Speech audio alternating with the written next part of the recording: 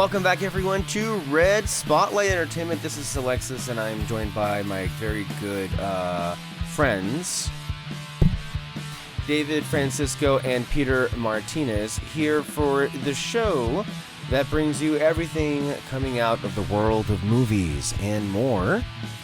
This is the podcast that probably has a pretty legendary run on the internet for somehow inexplicably running as long as we are, and with absolutely no audience whatsoever. And I think, you know, at this point, we're dedicated to the bit, aren't we? So why would we ever stop? We get some hate views.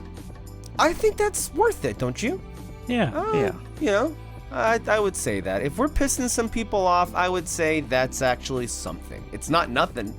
It's pretty much something. Today, I guess we do have a movie to talk about, but I wouldn't call it a movie, and I wouldn't pay money to see this, but it's okay. Most of you did, so it doesn't matter. As far as today's show is concerned, Super Mario Brothers, Super Mario Galaxy, Illumination, and Discourse, all once again, all over again. A new movie came out by Illumination. It did not get great reviews, but it didn't matter. Everybody watched it, and it made all the money in the world. Although, to be fair, it did not make as much as it was expected to, and it was kind of a pretty noticeable drop from the first one, but that's something to keep an eye on. But it was still, successful, so we're talking about that. Malcolm in the Middle came back. Peter saw it, and he might have some thoughts on it. CinemaCon just ended, and as per usual, it was a publicity stunt, and not much of anything happened, to tell you the truth. But whatever did catch our attention, we will talk about it here. And one of the major stories happening right now is Hail Mary and MGM, Amazon, thinking that perhaps they don't need to rush this to streaming, that they may actually see some more money if they keep it in theaters longer. Saints be praised. Could somebody out there be finally not listening to us, but just like somehow getting to the same kind of like thinking that we are on? That's weird.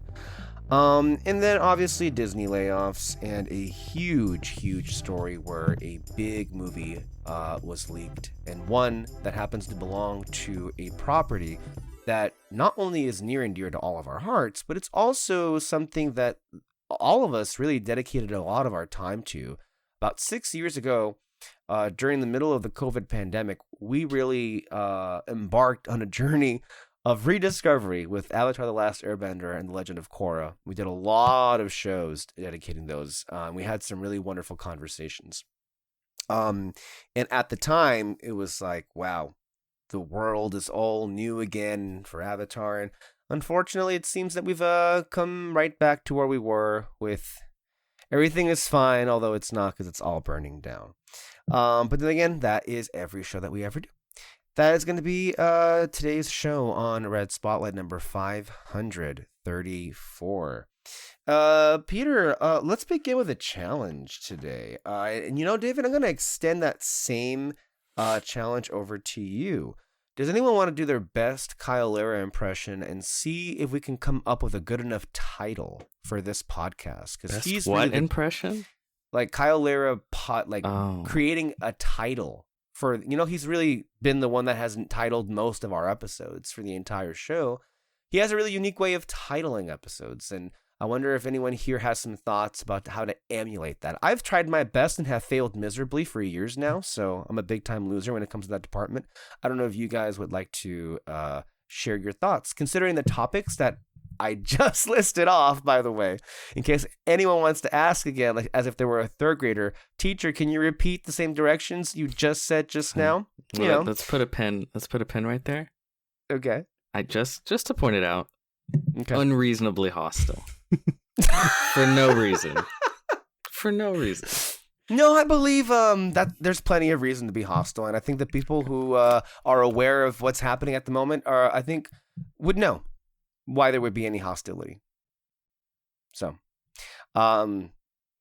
especially since apparently I was accused in the last podcast of playing favorites or whatever. Someone's Playing like, favorites. "Oh my god!" I'm being pushed off the podcast. One episode later, you're back. So, Again, just That's where we are. real hostile environment. Yes, it is. So, how are your thoughts on what you would title this particular? What, All Quiet on Set? Is that what you're thinking? Is that the theme you're going to go with? David? I really don't know. I feel like it has to be Avatar theme. So I don't know. The last fuck up? I would title it The Abortion Debate. What got aborted? What the nothing? Avatar I just Studios? think it would be funny to name every video like we're discussing a serious political topic, but then we don't talk about it at all. Like the next one can be the next one we can title The Gun Problem in America. It'll get views. I mean, yeah. The next one, transgenderism, and so forth, and I'm thinking like a Mario vibe, something with like Mario in the title, like something Mario Galaxy.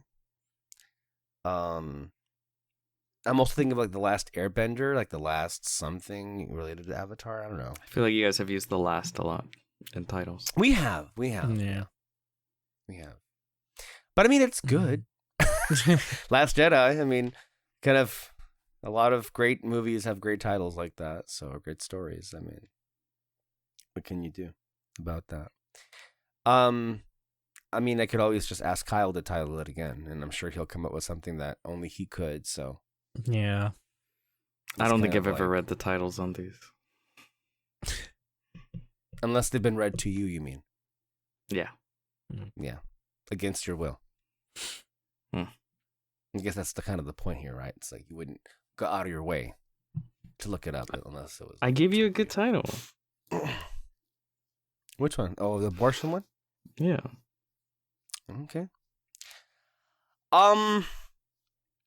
There's a lot to obviously talk about today. And sometimes it can be kind of crazy to really keep up with a lot of what's happening because that's just kind of the very nature of it. You know, last time we were here, we had kind of a positive vibe with like, you know, Boo. Project Hail Mary and the potential of what it could do. And I just think it's kind of extraordinary and what it could mean for movies. It has already made $500 million worldwide, which is pretty amazing to think about that. Yes, $500 million already worldwide. Wait, can you hear me when I click this? Oh, there we go. It wasn't going earlier. Okay, go ahead. They released a Godzilla -1 trailer. No, wait, Okay. -0 trailer. Did you guys see it? No, I didn't. I saw parts of it. It was only like 5 seconds. Yeah, it wasn't much. It was like just a real teaser. yeah. We The get only like a thing lot. it showed was like, I get the Statue of Liberty, so they're going to America, Mm-hmm. and he looks bigger. He Yeah. got more spikies. Oh, and I think it's the same characters from the first one. Yeah, for sure. I saw like the love interest girl with the daughter. She only has like an eye patch left. She's still healing. She has a fucked up eye. Well, it's supposed to be 2 years, so I think she just don't got an eye. Oh, okay. I don't know. I thought it, just from those 5 seconds, it looks, I'll put it this way, visually really good. Mm-hmm. Like epic in scale and stuff like that. Yeah, for sure. They probably definitely threw a lot more money into this one than the last one. Yeah. After the success. But no, it looks good. It looks good. I'm really excited. At first I was like, I feel like you told all the story you could with these characters. Yeah, that's the thing I'm curious about too. Like, it just felt like a finished story. Yeah, it's a full story. Mm-hmm. So I don't know what else you can do, especially with the main guy. Like, it sort of seems like his story's for sure done. Maybe you can add more to the other characters. Maybe add more to the love interest girl. Yeah, maybe make her a little bit more the lead. Mm-hmm. Maybe we get a little backstory. What happened with her before they met leads into that would be cool. But I mean, we'll see. Oh, I'm definitely excited for sure. It's gonna be good. Did you guys? I see this thing. I don't usually. I never really played it that much, but I know of the characters. The Street Fight. There was a Street Fighter trailer that they showed at CinemaCon. Yeah, I saw the trailer for that one. Did you see it? What'd you feel? What'd you think about it? What'd you feel? It looks fun. I mean, they're going for it, with the craziness of it all. So I was honestly surprised of like just how strong most of the characters are being shown. Like even some of the female characters are like fucking throwing dudes across the room and all that. It's like cool, Chun-Li. Go for it. I was actually surprised how much I liked the trailer. I was like, you know what? This is. It looks very over the top in a way that you should be when adapting this material. The action looks pretty good. It looks fun. I don't know. Overall, it's like, it seems like they're making all the right decisions you would make with like this kind of movie.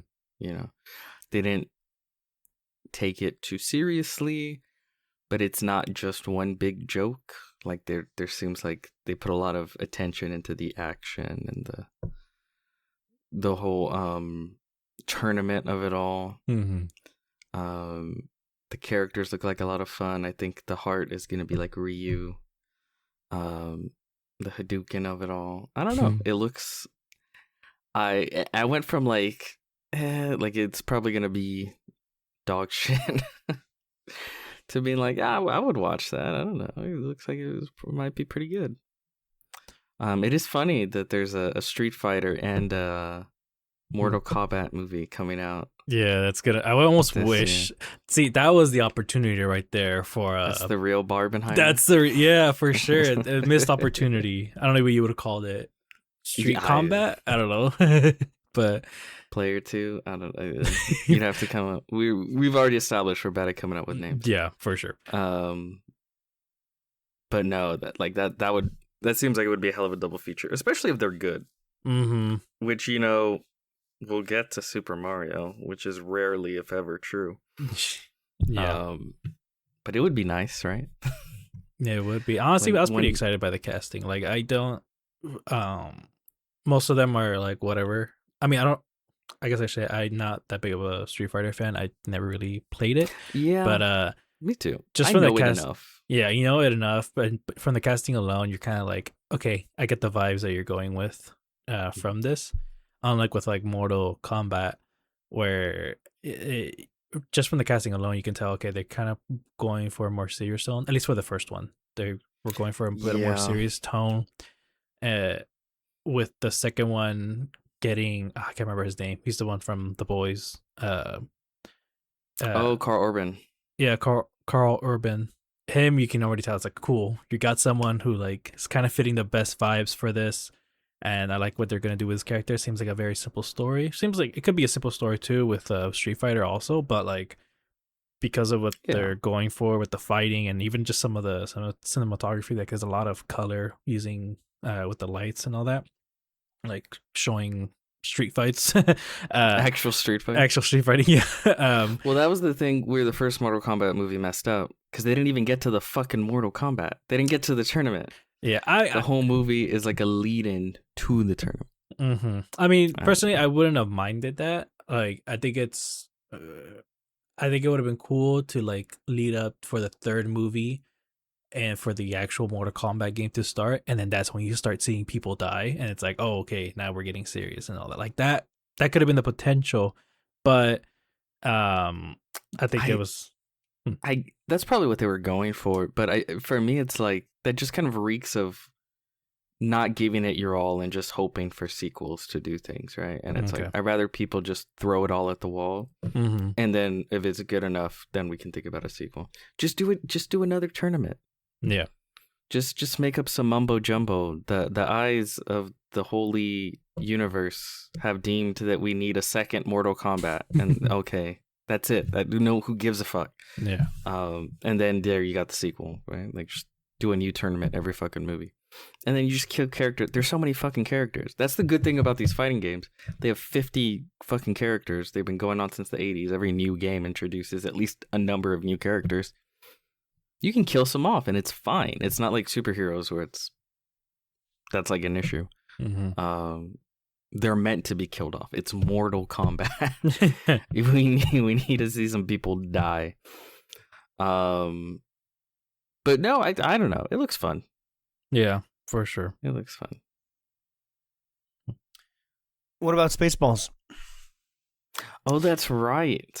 Yeah. They announced that they're doing another Spaceballs. Are any of you excited? Well, they actually did more than announce, and there was some details of some of the footage that was seen, or wasn't there not? There was one that was saying that there were clips of John Campea and Grace Randolph literally in the movie. And she didn't, but she said she didn't even know. How does that work? Because they're YouTube clips. Oh, that's right. I guess fair use, right? Yeah. Oh, okay. That's funny. That's very funny. Okay. Here's the thing. I love what's his name? I keep wanting to say Mel Gibson. Mel Brooks. I love Mel Brooks. Funny enough, I didn't care for Spaceballs the first time I watched it, which is kind of crazy because I love Mel Brooks. I love Star Wars. But I don't know, Spaceballs didn't hit with me. It's like Blazing Saddles is hilarious. Young Frankenstein is hilarious. I've never seen Spaceballs, so I can't. Okay. I would love to see it though before this one comes out, so I'll see when I can do that. The biggest problem is it made. By the time I watched it, I had seen every joke about Star. Like now, Star Wars humor is very, for lack of a better word, advanced. It's been so ultra memeified. Yeah. You know what I mean? Like people will make jokes about the most obscure fucking line from like the prequels and then add 3 layers to it. And like because it's the internet and that's humor now versus the original. It's like there is a Jabba the Hutt character that was made of pizza because Jabba the Pizza Hut. And the Wookiee character is a dog because he looks like a dog. Yeah. The lightsabers are penises because penis. And it's a lot of like, it's I don't know. By the time I saw it, I was like, oh, okay, like yeah, it's jokes. This is every joke I've heard a million times already. You know. Yeah. Because there even like other there's been so many like shows that have done similar things, like sort of sending up Star Wars, like Family Guy or Robot Chicken, or even Star Wars themselves of themselves. So it's kind of, I don't know, it's kind of hard to come in and make it feel funny and fresh. I feel it's a well-trodden,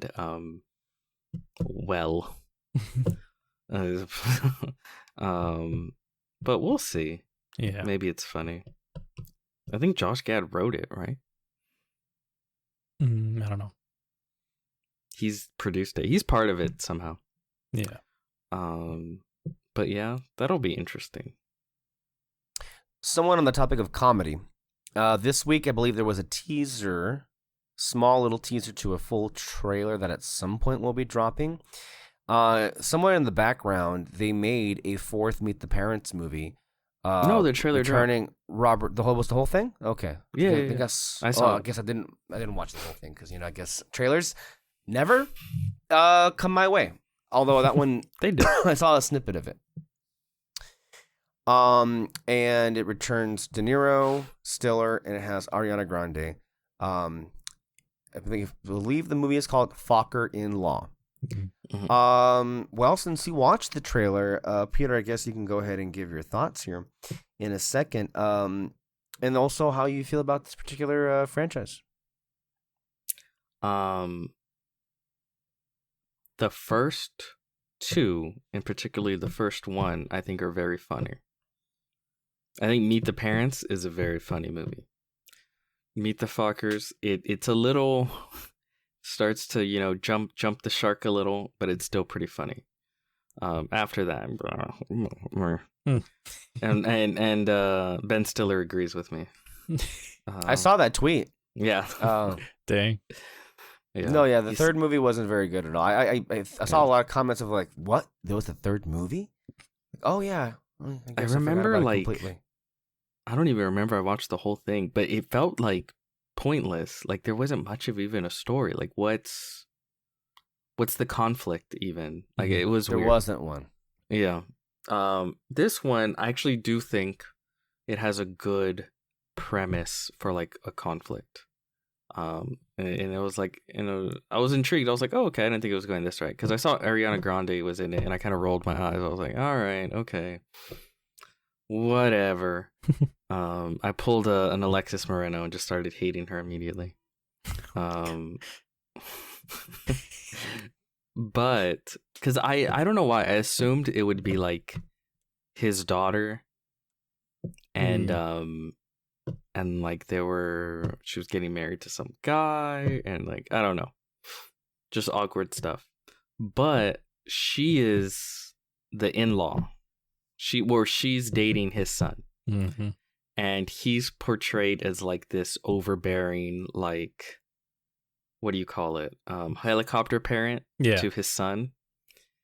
And she is like, basically, she's like, I'm gonna, she at one point turns to him and is just like, that's how I'm gonna cut you away from your son. Cut the cord finally. And I guess like she has a job in the CIA, like interrogating, similar to the dad in the first one.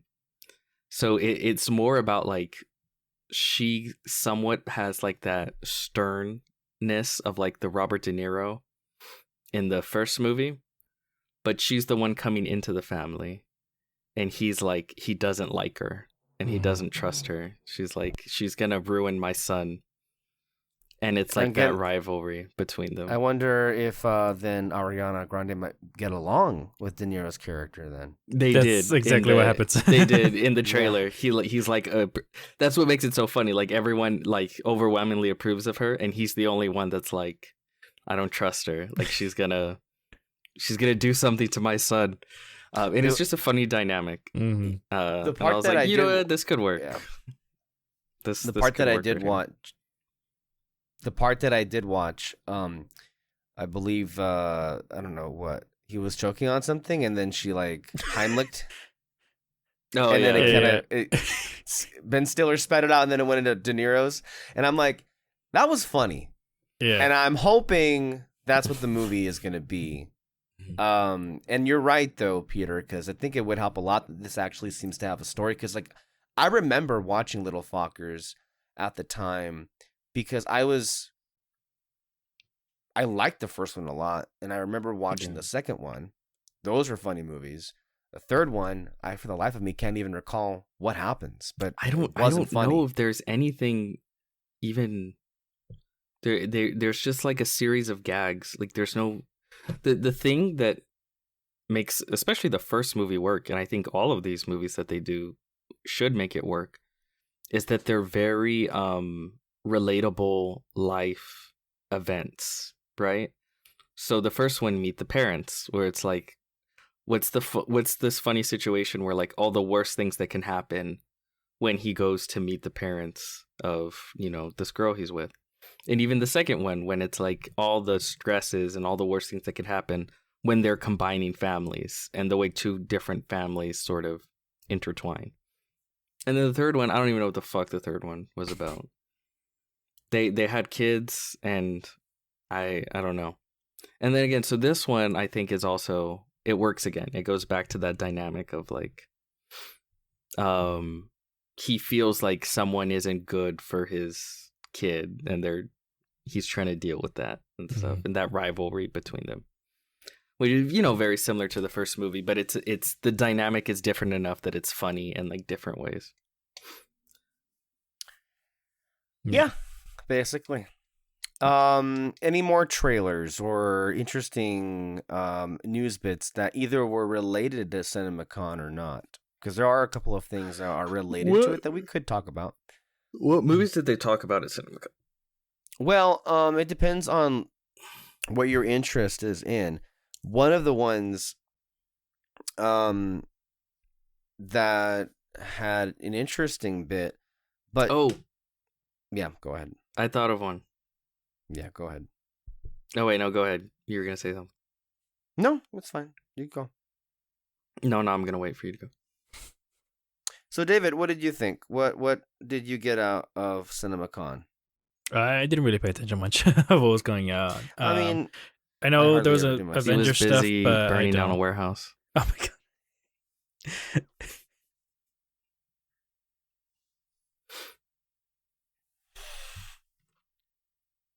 why did you say that? You know what's gonna happen now, right? What?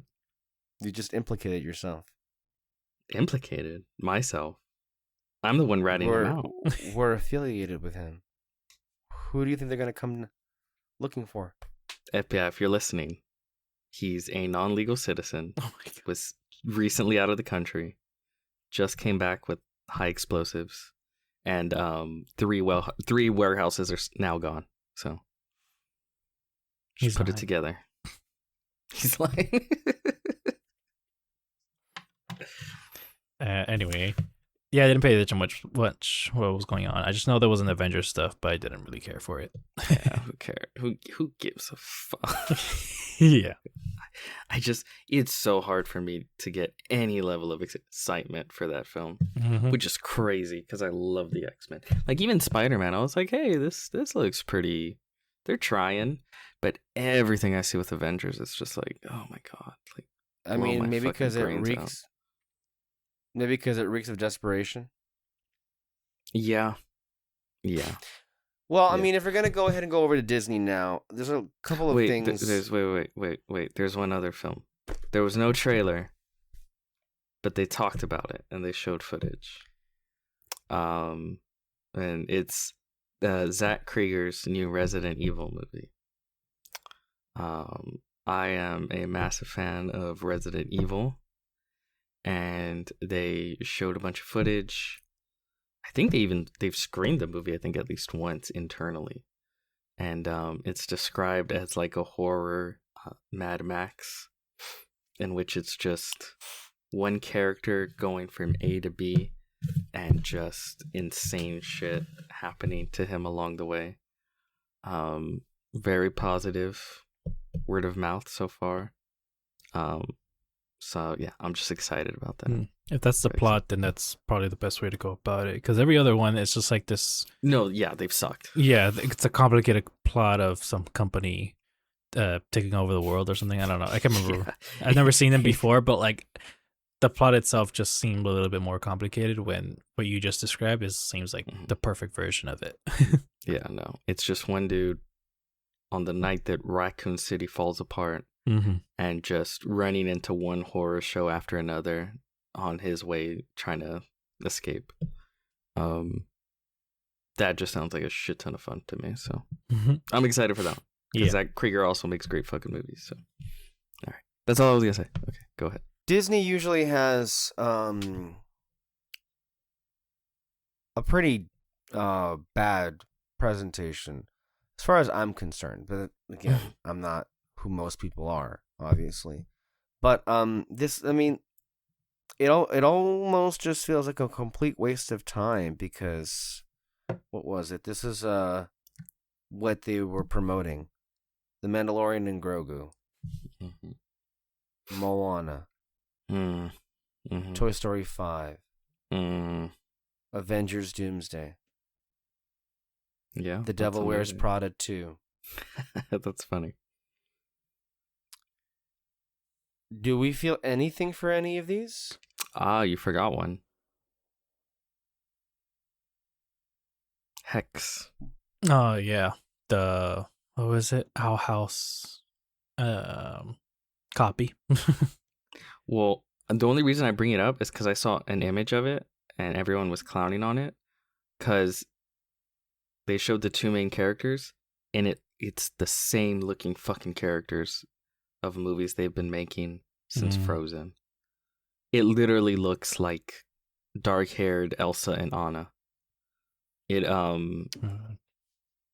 yeah. Like at first when I first heard it, I was like, "Oh, this could be neat." I saw, the what do you call it? The concept art they showed. I was like, "All right, let's see." And then it's like, "Okay, this just looks fucking embarrassing." Yeah. They just make the same shovelware crap. And like I said, it's fair. I haven't seen Owl House, but like people who've seen it are just like, you literally canceled the show just to make a movie out of it.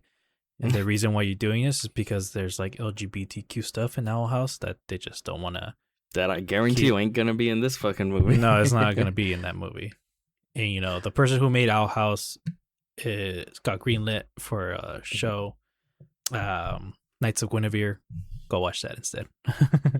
Yeah, no, this looks just with that one image. It just looks so lame. It just looks like we have Frozen at home type shit. Yeah. What were the other movies they talked? Devil Wears Prada 2. Okay, whatever. Wanna Kill Me. Toy Story 5. Kill Me. Avengers Doomsday. Who gives a shit? It's also funny. I saw that they were bragging like crazy about how much money they've made too. Right after they laid off a shit ton of people. I am. I mean, I guess Devil Wears Prada is the only one, but like, I haven't seen much of the trailers for that, so I can't really say much about it. But I mean, who knows? Maybe. I was trying to see if I'm sure it was real, but I think I saw some leaked images of some of the footage that they were showing for Doomsday. And if it's true, which it probably isn't, but if it was true, it just looked remarkably flat and uninteresting. If it makes you feel better, I'm sure the real footage will look exactly the same. I don't think there'll be a difference. Yeah, I can't begin to care about Doomsday. I've been playing Ghost of Tsushima. Do you know what that game is? Oh, yeah, I played it for sure. You played it? Yeah. That's pretty cool. Oh yeah. I really did. You finish it? Yeah, I beat it for sure. Oh shit. Okay. What did you give it? I haven't attempted to rescue his uncle yet. But oh, okay. It's really good. It's like really, really cool. I like the way they do side missions. Yeah. They create like their whole other, you get this whole other story with these characters and stuff like that. And like the world of Tsushima is really cool because everywhere you go, like you see the Mongol ships out in the water. And like they're constantly like, I don't know, you meet different people and you do these little side stories about like an island under occupation. And I don't know, it's just really good video game storytelling. Plus the gameplay is awesome. The samurai sword fighting is like pitch perfect. I've been on a Japanese stint recently, I guess. No, yeah, the game is absolutely fucking gorgeous for sure. It is. I started off playing it in black and white, and that. Oh, really? Yeah, and it was cool and all, but then I got to this side mission where they were like, you can find this thing around blue flowers, and I was just like, well, shit. That's right. There's like several missions that are like, you need to know the color of the flowers, and it's like ridiculous. And they didn't think that through. Yeah. I will say I did it with Japanese voice acting and English subtitles. I was like, let me get authentic with this. Oh yeah, for sure. I did that one too. And yeah, you're right about everything else. The gameplay of it is really, really fun. Actually made me think, at the same time I was playing it, they were announcing like a Last Airbender video game, and I was just like, you can You wanted it like that. you can do it like that though too, like because he You switches could. stances for like every fighting That's style. You true. can just do Yeah. that with your avatar, where it's just like, okay, switch to earth bending stance, and it's like the wide stances and all that. You can do The it. different stances. Like Mhm. mid combat, you're just constantly switching back and forth. Yeah, and then That would be. I definitely think an open world Avatar game like that, especially because you just slide in the what do you call it? The Fire Nation instead of the Fire Nation instead of the Mongols. oh You yeah, use, yeah. you use Appa instead of a horse to get Mhm. around. Well, It's I think for the game, you can use Appa for fast travel. mhm. Yeah. Well, I said last time, Game, but it's really like a game within that world. And what they've said about it is that you're playing an avatar, who is sort of like in an ice age, like some volcano erupted, and then the clouds from it kind of caused like an ice age, and Oh, you okay. sort of have to fix the world around you in doing so. And I think you start off with the Fire Nation. You were like a Fire Nation avatar, Yeah. So which makes sense. It's Mhm. like you're gonna melt the world, put it back in balance. True. So yeah, it'd be really cool to use that. I haven't played Ghost of Yote yet. I'm still on Expedition 33. But Julio was telling me to play that. it's really good for sure. I actually just bought a vinyl for that game. Oh, really? I just got it, so I haven't played it yet, but I'm excited to do it. And then, but with Ghost of Tsushima, you'll for sure love the rest of it. It's really, really good. No, it's really cool. It makes me I don't know, to me it's like a new standard for like open world games, cuz so much of open world games can feel like very empty Mm-hmm. and like there's nothing to do. Have you played God of But War? I've just God of War, Like 2018 one and God of War Ragnarok. Yes. Yeah. That one's my favorite open world because that one is like it doesn't. That one's great too. Yeah, especially 2018. Like it just doesn't feel like I'm going on side quests. Like everything feels part of the main story, and it's so good. But I think what also helps is if like the action gameplay loop is actually fun. Because I think a lot of games like that can get like tedious because the gameplay is just kind of like whatever, right? Like you have to always have fun every time you see an enemy to be like, oh shit, like, let me do this, let me do that. And I think the gameplay for the God of War games are really good. Like I love, there's this one move where like after you block it, you just like bash them with the shield and then they go flying.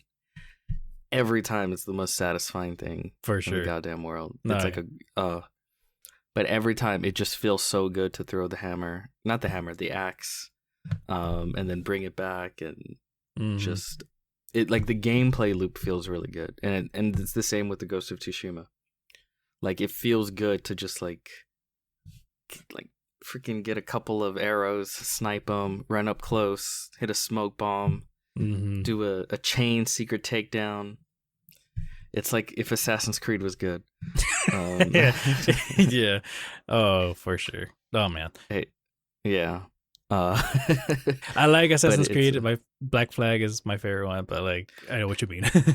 Black Flag, I played Black Flag. It's nice to like kind of be in the ocean, live in the world. Like the best part of that game is just being on your boat and just singing shanties. Yeah. You know, and then seeing like a whale jump up in the distance. Like that's living in that world is the best part. But the game, it does have that thing where it's like there's kind of nothing. Like it's a huge world, but there's just the variety isn't there. Yeah. As much as it should be. Whereas I think like with like you said, God of War and then Ghost of Tsushima, it's like perfect. It's like yes, I agree. But did you play Ragnarok though? I don't know if you answered that one. God of War Ragnarok. Not yet. That one. Not yet. Oh my gosh, the story is just the best ones ever. I need to play Ragnarok. I need to play Yote. Yeah. But yeah, I've been playing a bunch of the Resident Evils. Have you played Resident Evil? I don't think I've ever played a single one. I think I played like a demo version on the 3DS, but other than that, nothing else. Best one is Resident Evil 4. Mm-hmm. You can even start with the remake, even though I think the original's a little bit better. Mhm. But if you want to just dip your toe and see if you like it, Resident Evil 4, best one. And you don't really have to have played anything else. You Mhm. can just play it. Now, but if you really want to, I'd say newcomer, start at Resident Evil 2. Okay. And you can do the remake. That's what I'm saying. Mm. But it's not an action game. Like, you can't go in and try to kill every zombie. That I know for sure. You have to run past a lot of them. Like, because the new one, Requiem, that just came out that everyone loves, there's actually a cool little trilogy, I would say, with like 2, 4, and 9. Because all three of those follow Leon S. Kennedy. Yeah. And he has, like, especially with the remake, like, if you play the 3 remakes, remake of 2, remake of 4, and then the new one 9, like, there's a very clear, like, character arc for him as a character, and it really culminates well in 9. And you don't have to play anything else. You just play those 3, and it's like, I love it because it's like, it's basically B movie the video game. Yeah. It's so B horror movie the video game. Yeah. Like, every game, if you just watch it and you know a lot of like horror movies, you're like, oh yeah, major influence from like these horror films and those horror film. Like, that's what it does. You could tell they just love whoever made them, the games, just love horror films, and they just threw all that into the games. Plus, they're fun. The gameplay loop is fun. I can't play games that are not fun because time's too short. Yeah. But yeah. All right, guys. So Disney made an announcement at CinemaCon in regards to being butthurt about IMAX. So I guess they weren't able to secure screens, obviously because their movie Avengers Doomsday comes out the same day as Doom Part 3. And wisely, of course, Doom was able to secure those screens for IMAX, and I think all of us would agree for the better, because that's kind of the better movie, number one, and then also it's the better, I guess, experience for it. So, did you guys see that they kind of announced something that is going to compete with it? I don't even have the full details, but apparently they're going to be calling it Infinity Vision. This is what their announcement was. A new certification of premium large format theaters designed to signify to audiences the biggest, brightest, and most immersive cinematic experiences. Infinity Vision sets a new benchmark for theatrical presentation. Blah, blah, blah. The largest screens for maximum scale, laser projection for superior brightness and clarity, yada, yada, yada. Basically, this is what it comes down to. Let's see here.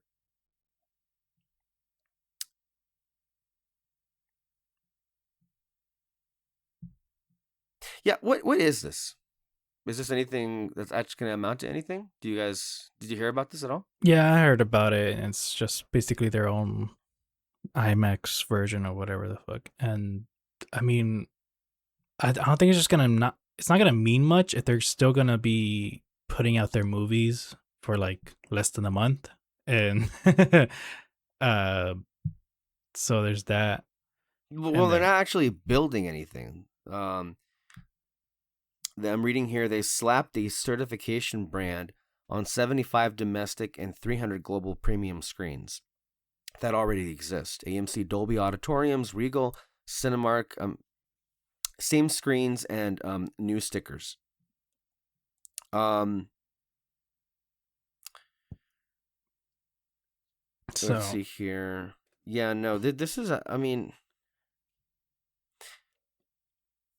they just seem a little bit like not sure about what to do with this situation.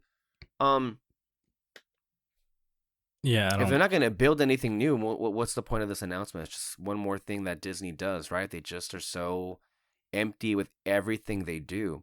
And one of the things that I noticed is, about a month ago, we talked about, oh, there's new leadership. It's Josh tomorrow. And then we were like, well, okay. It's still the same Disney. This comes during all of this. Look, I just feel like talking about Disney and these kind of conversations is just almost so moot because why even get excited for any of it? Like, it was just one needless, useless thing after the other as far as their own film slate is concerned. But then, even more to the point, when we're talking about even moves like this, it just goes to show you that I don't think they're really gonna. I don't know. I just feel kind of like useless as far as like even discussing it because they just keep making it worse for themselves and they have the slightest idea. Like with a big story that's happening this week is like all these massive layoffs. Like, I mean, are we not going to talk about the fact that they laid off the majority of the VFX team for Marvel Studios, or the fact that they completely shut down their home video division? Like, that's some pretty massive moves there as far as like Disney is concerned. That I feel should be getting the attention, but of course it's not getting that attention. But yeah. Yeah, the VFX thing is, if you're already overworking very little of a team, and just to lay off more people, that doesn't make any sense. Really expect for just Doomsday to look ugly then. And then I actually didn't know about the, what was it, home video thing. No, it was bad. They gutted the whole thing. It's gone. It's gone, and that doesn't necessarily mean that they're not going to make any more discs. Well, Disney won't, but I think it was around a year or two ago. Peter and I talked about how Disney basically made this deal with Sony. Oh no, yeah, with Sony to distribute, I guess even manufacture, I guess, the discs, and sent them out. Because Disney just pulled out completely when it comes to, I guess, home media and home video. And I thought it to be really sad. I mean, not surprising that they would do this, one, or that it would happen to be this division too. But I guess to me, it's like, I literally would not even be here on this podcast or with the fascinations or interests that I have if it wasn't for that team, that division at the company that was like, they had a whole market under themselves of releasing, the company's movies.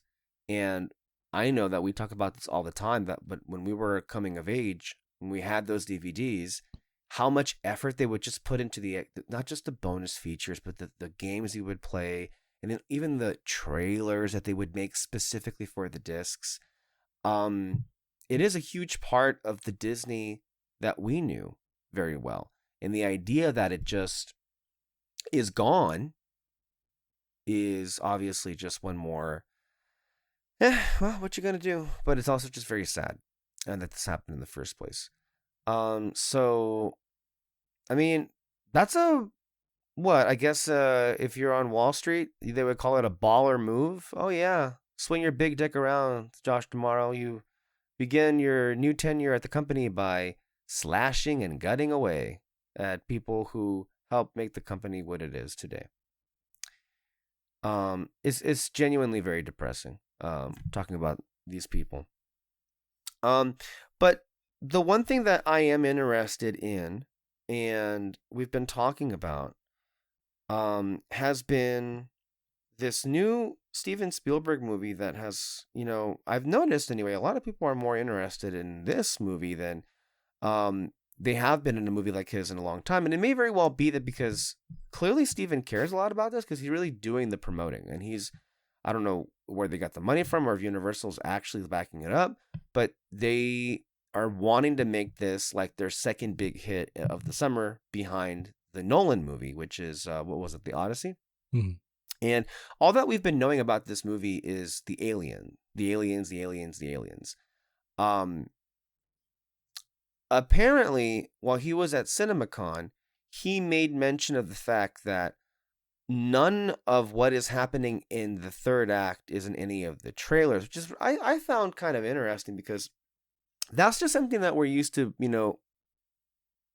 people saying or talking about certain trailers like a Star Wars movie or a Marvel movie, right? When they would just hide a lot of the third act developments. So I really am curious to see, unless the third act is like full blown alien stuff. I guess that would be what it would be. But it's, I think, an interesting move. Have they if that is the case, why they're not showing any of it. I mean, we can get like Steven's perspective, obviously, but it's really cool that Universal would kind of go along with that. But apparently, a lot of people were very much taken with what they saw. And I guess the aliens are going to be called Greys. Because I'm seeing some people call them Greys or whatever. I guess that may be what it is. I don't know. Are you guys feeling any kind of like sensation, or anticipation for this movie? For Spielberg's? Yes. I mean, yeah, I always like his movies, so I'm always excited for anything that he puts out. And then, it's just I just can't really say much about it because it's the trailers are being pretty vague about it, and like the only thing that pops into my mind every time I see the trailer for it, I'm just like, is this like a sequel to Close Encounters? Like, are the aliens coming back and they're signaling again? I don't know. Just that's kind of like the vibe I get from it. So. Yeah. Who's the actor in Close Encounters? Richard Dreyfuss. He's still alive. Maybe they secretly shot some stuff with him. It's possible. There are some theories that this very well could be either a direct sequel or a backdoor sequel to it. I mean, obviously, as far as Spielberg is concerned, it's just more, as you were saying earlier, Peter, I'm just curious to see what is it that he wants to say with this movie, because clearly there is a need for that to happen. And I mean, from we can glean from the story, I don't know if they're scientists per se, but people who have either found out that there's been a conspiracy to not reveal the existence of aliens, and it's going to be that kind of a thriller kind of movie. It feels like the kind of movie that is going to fry the brains of conspiracy theorists. They're gonna be like, see, look at Hollywood's laughing at you. They're showing you the truth in your face, and they're selling it to you, all while they're hiding it. And it's like, okay, I feel like a few people are gonna. It's funny. Everyone's saying like, oh, people are gonna die because of the Joker movie. I think people will die because of this movie. Maybe not die, but their lives will be ruined. Because I think there's always a couple of crazy people that are just on the edge, and then they see something, and it just pushes them over. I think this movie can be what pushes some people over. Well, we were talking a little bit before. I myself have not really been all that aware of it, but there seems to be something happening in the background in real life, where. Oh, that. Can you explain to me what that even is? Because I think you know more about it than I do. I know nothing about it. I've just come across headlines, and it's like 10th person dead. Now there's an 11th. 11th person dead. Connected to some alien. I don't fucking know. I'll be honest. I kind of don't. People have said this too.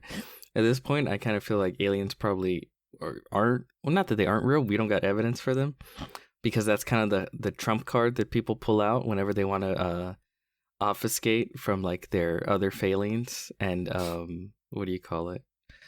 Drama. All of a sudden, the Republicans will start talking about like, we're gonna hold UFO hearings, and it's like, shut up about the Epstein files. We got to talk about these UFOs. But no, this is definitely fucking weird. If I know nothing about it, but if there's 11 people that have died, directly relating to some alien, I don't even know, some government alien thing. I mean, there's a Spielberg movie right there. Well, I mean, that's what I feel like the movie where we're just talking about ultimately might be. This is pretty freaky if you ask me. Apparently there's like a string of missing or dead scientists. So I don't know. They're being labeled UFO linked scientists that are just being found dead or just like straight up missing. Yeah, I'm not a conspiracy theorist, but this does Some make you things, wonder. some things make your eyebrows raise. Like, okay, what's up with this? It's the same with like ghosts. It's like, 99.999% of the time, the wind blew funny. But every time you'll see something where it's like, Or you feel something too. that's mighty interesting. Mm.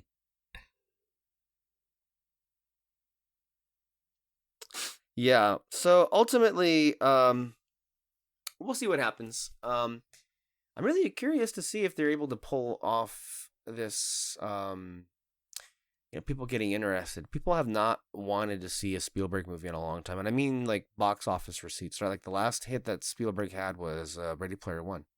So I guess if that's the same kind of comp, maybe there will be an audience for this movie. The I mean, only it is issue aliens. I would have, I think it has to like seeing that audience, is it doesn't feel big to me. Hold on, this It, is a hilarious headline. uh, UFO cluster spotted over mysterious base tied to missing Air Force scientist. they gotta Son- stop. They gotta stop. This- Yeah, that's yeah. Yeah, part of me just doesn't want to go anywhere near that because People are dying. I'm not gonna. yeah, The truth is not out there, or it might Yeah, be, but no. I ain't gonna find out. Yeah, no.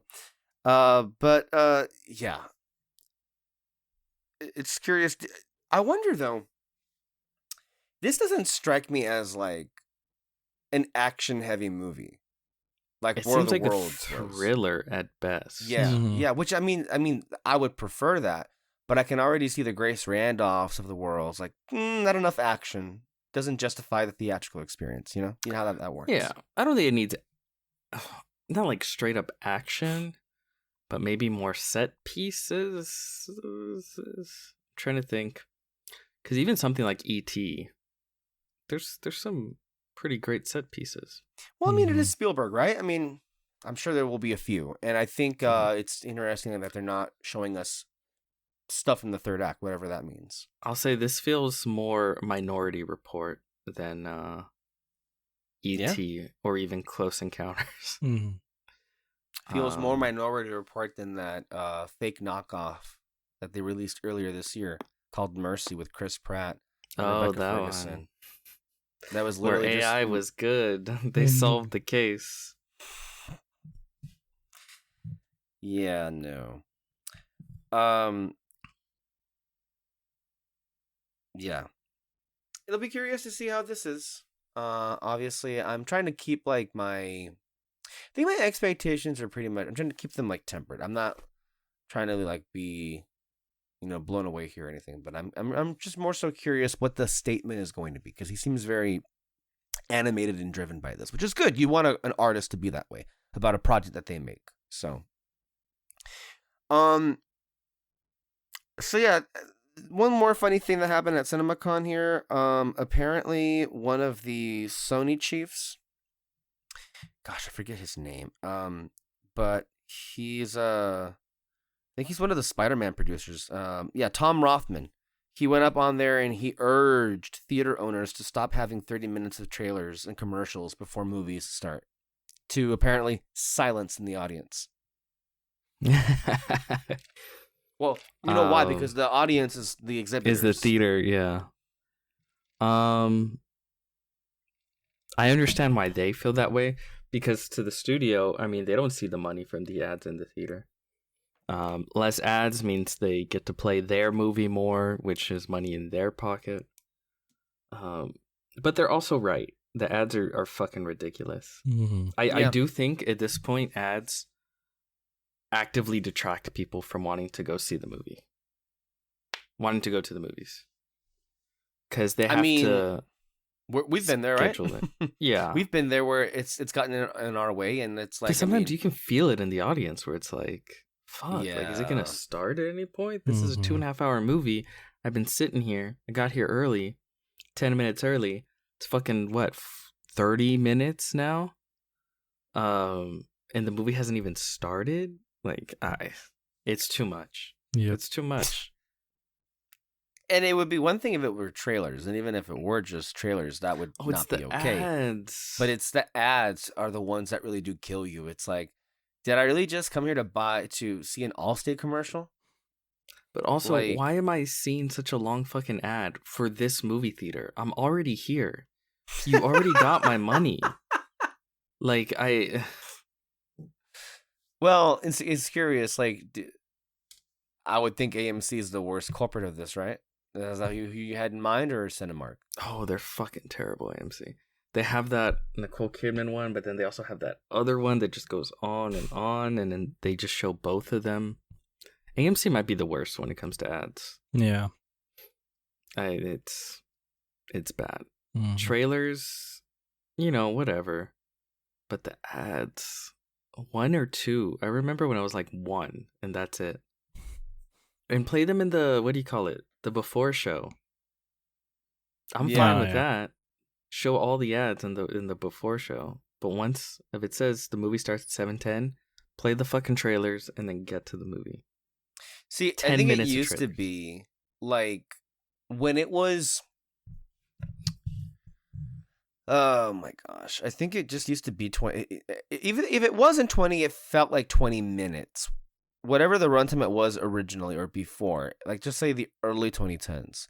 But we've been noticing it more and more as we've been saying. But like when you literally feel like you're sitting for half an hour before the movie actually begins, that's where you start feeling the life get zapped out of you. Like, that's not great.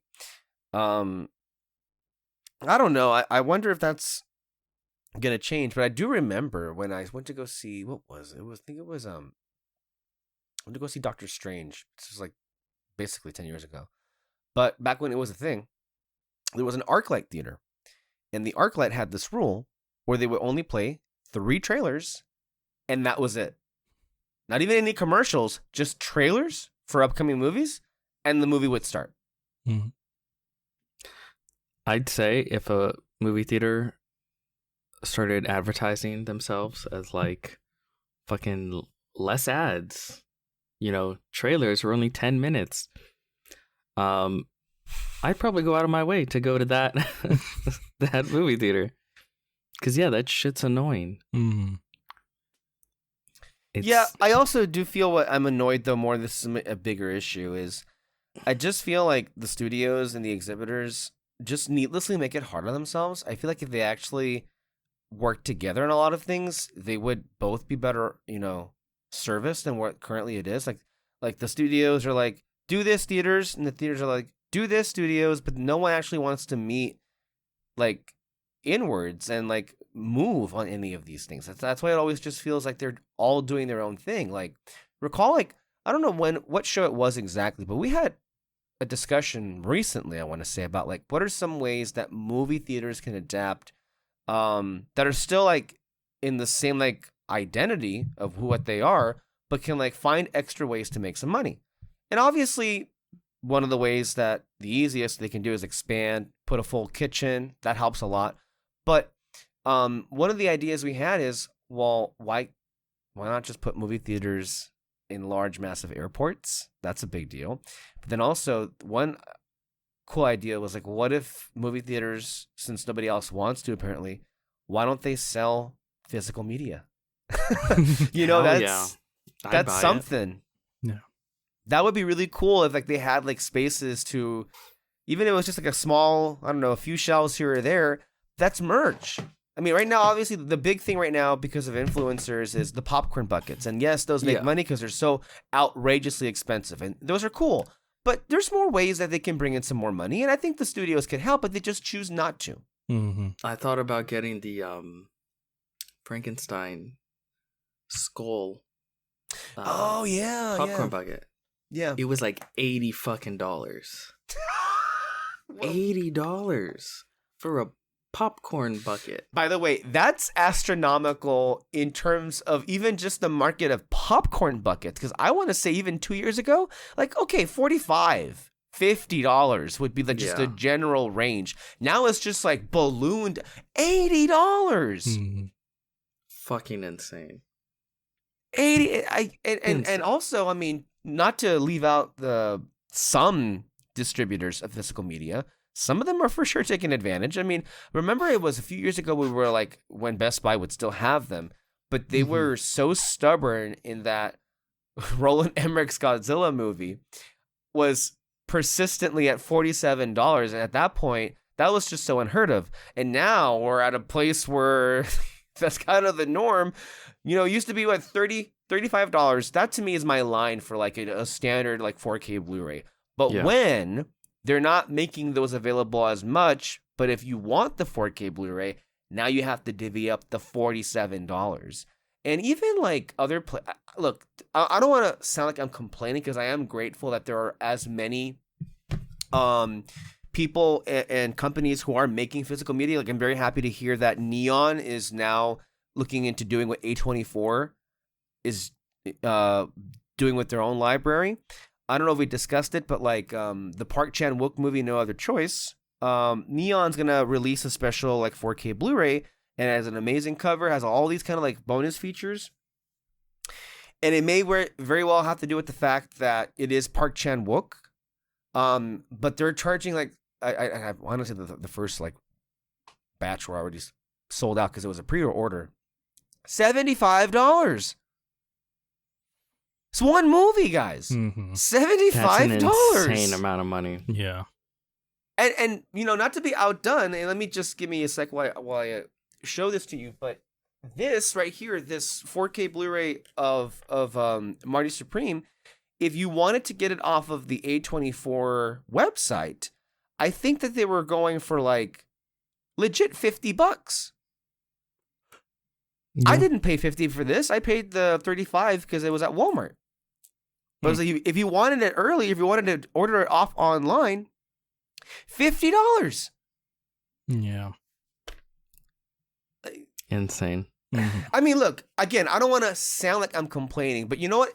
Let's just say I'll overlook those prices, but it would be nice if there were more locations where they actually physically had them so you can look through them. I love the fact that, you know, Barnes & Noble does it with their Criterion and all the other ones that they have. They have a good selection of different titles from different, you know, outlets. But it would be cool to have the backdrop of a movie theater where you just walked out of a movie. Like, what if, like, I don't know, you wanted to buy the soundtrack to a movie you just liked? Boom, they have it right there. Wouldn't that be amazing? Like, or let's just say, or let's say you want to pre-order the movie you just watched, and you could do it right there at the cashier, and you could just come back months later, or I should say weeks, because now it's weeks, when they would have them like available. Like, I just think that would be a neat idea. Or the what is it, Pan's Labyrinth 20th anniversary coming up, and you just walk out of it going, don't like, even mention Del Toro, David, because like Peter and I were discussing this, and it just hurt because like I have a lot of Del Toro's recent movies, but what sucks is like I would love to have the Criterion versions, because I feel like every single Criterion Del Toro has a superior just presentation to it, and like and I would like to have those, but I'm like, that's a lot of repeat buys. Like, I very rarely ever like double dip. I know Peter told me that he got over it because he's doing that a lot more often these days with the double dipping. If you want what you want, you gotta double dip. For me, it has to be a very like special circumstance of like what I want with my like, for me, like, this is what I do. Maybe not double dip, but if there's like a different slipcover, like, do you remember I showed you guys the custom made slip that I had for Superman a few months ago? Did I show you that one? So that was a really, because like otherwise it would have been this. I still have it. I don't like throwing them away, and Peter has, I think, maybe different thoughts on this, but this is the slipcover that I got from the Superman 4K Blu-ray when it was released, and you know, the lenticular, not bad. I like that effect. So Mhm. I kept it. Just I don't like throwing these things away. But ultimately, though, when this artwork came out, we were like, what are you talking about? This is the artwork you're gonna give to this kind of movie. So I don't know if you could see. It's like right behind me. It's like right to the. You see ET? It's up there. It's Yeah. up there. It's Oh, on okay, I top see right it. there. It's right there. If you know the artwork, you know it. But I put it up there because I was like, yeah, but that's just how I am. But also, I don't have unlimited funds. You know, Peter seems to have all this money for like movies. You should see No, his collection. Like, Mhm. what do I you mean sell no? them.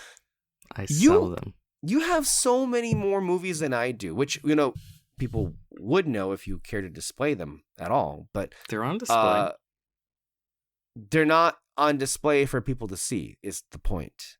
They're on display, and it's a You great see them. presentation. What do you mean? But for the podcast audience to see. Oh, well, you know, That, to be they specific can about come that. over if they want to see 'em. Yeah, well, sometimes I don't think that's an option for them. But anyway, Mm. overall,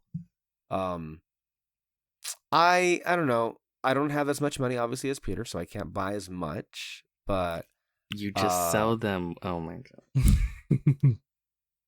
I don't. Do you really get that much money back from selling them? Is that what you do? Yeah. I don't know. I just thought you were spending your whole paycheck on them because they are pretty nice. Um, Speaking of that, Peter, I guess you have a decision to make about Avatar then, right? Because Fire and Ash, well, actually, they announced a collection of the trilogy of the Avatar movies. They did. Mm-hmm. It does. See, this You is what already pisses own the me Avatar off. films. You own the original and the Way of Water, as do I. And the thing is, I will say, let me just say, I think I have. This is funny because I don't have any dilemma whatsoever because I feel like I have when Way of Water came out, they released like slips, and the slip for Avatar and the Way of Water kind of have like a correspondence to them, and so will the slip for the Fire and Ash. So that's going to be like a matching set. So I don't have the issue that you have because now you're into a situation where I believe, and to be fair, I mean, look, this is how the game can be rigged sometimes because I feel like the versions that you have, they wait it later in the year and they have more features than mine do. But there's different artwork, obviously. But I don't, and maybe to be fair, they might do that later in the year as well, around Christmas time, where they're going to release a version of Fire and Ash that corresponds with the two versions you have. But this is a big thing for you more than it is for me. For the audience who may be like, "What is he talking about?" Peter has this OCD situation where it's like, when you're collecting a franchise or a series of movies, and the further along in the movies that they were released, the distributors completely changed. Well, just visually, yeah. visually the design, even if it's the spine, for example, and the titles in a different spot or the logos in a different spot than the other ones are at, it will drive him up a wall with the inconsistencies. And you know what? I do think that's fair. I remember, not that you would have purchased Toy Story 4, but when Toy Story 4 came out, they released a lot of the Pixar movies on Steelbook, 4K Steelbooks. And I think I believe you have the Toy Story trilogy. The And only those ones are that exist. There were a matching set of beautiful Yes. Steelbooks. But then later in the year, when Toy Story 4 came out on a Steelbook, it Steelbook had Completely no different, yeah. relation to the design of the style of just the Steelbooks that came out earlier in the year. So that's that's just so needlessly stupid, That's an example of what I mean, where they just they change course entirely. Which, yes. yeah, because I was looking at the designs for Fire and Ash, and the Steelbook has the exact design that would fit the ones I have. But I don't have the Steelbooks. I have the I don't know what they're called. But where you yeah, what would fold them collector's open. editions? Collector's editions, yeah. I don't know why they didn't. If they're a part of me feels like they won't do it because they have that trilogy collector's edition that they've released now. That they're gonna release. So yeah, in that department, I guess I got some decisions to make. Yeah. To be clear, in case anybody was wondering, these are the versions, if you look at it visually, these are the versions that Peter owns. And at the moment, there is no version of 3 that has any correspondence with these. Even the packaging itself is quite different. The Steelbook does. But the packaging is different. Let me check on that real quick, because I was just looking at it. So, which one is the Steelbook of Fire and Ash? Oh, is it this one? No, that's Avatar. What does the Fire and Ash Steelbook look like? What is the cover of it, Peter? You'll notice because it corresponds to those two. Oh God, I don't think I have it. Let me see. You said it was a Steelbook. Mm-hmm. Oh, I see it. Okay, let me see.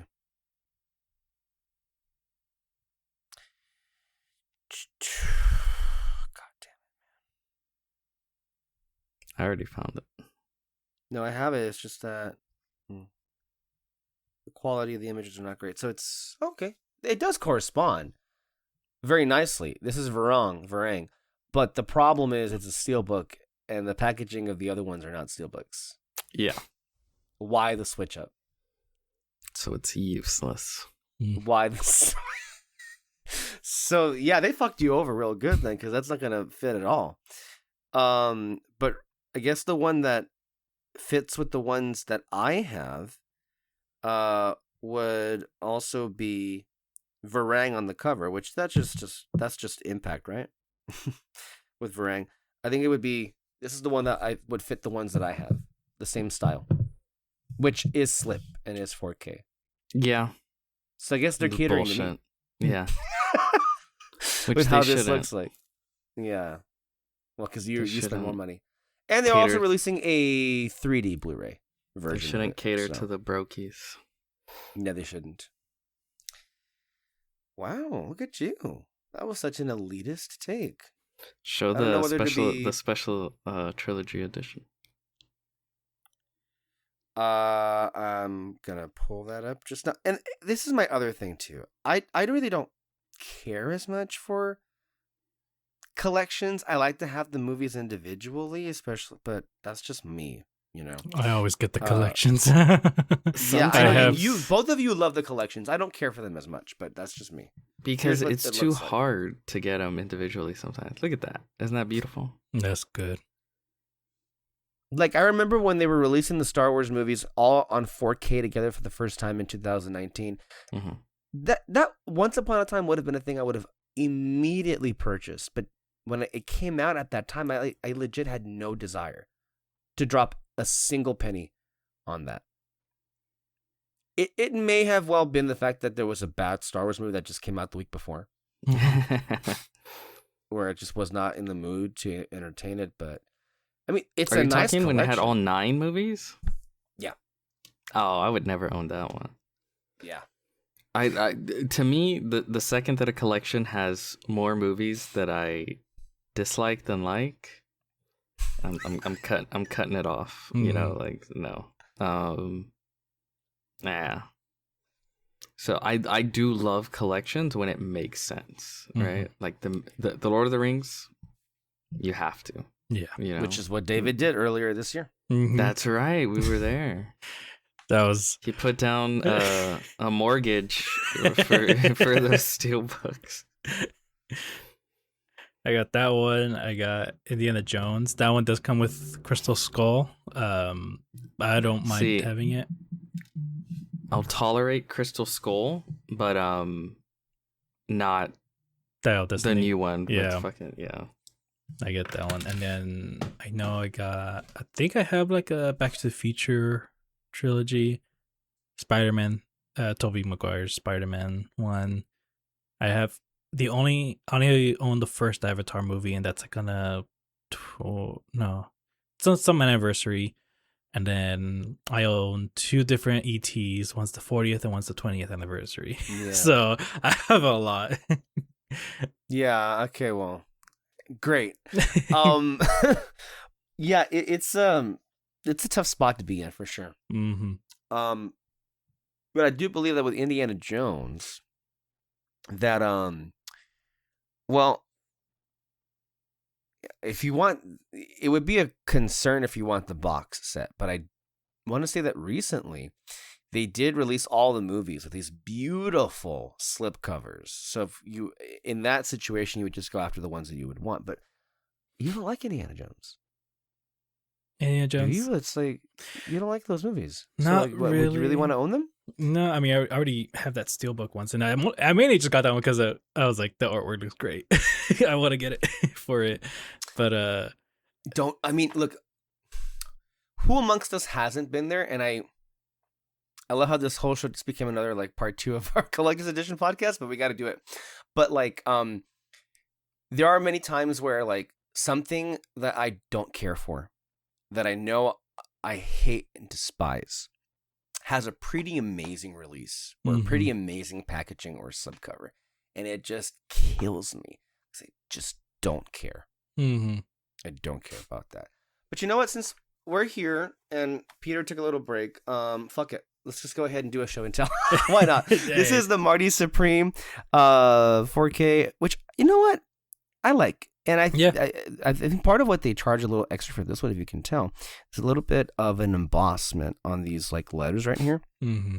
And they did release a regular Blu-ray, same design, but the letters were not like, you know, embossed. They were just like normal. Mm-hmm. Anywho, but can I look A24? They're They got good amazing. Mm-hmm. Yeah. Look. So this is what. Here's the backside of it. I mean, look. This is so just. Good. I mean, here's the profile.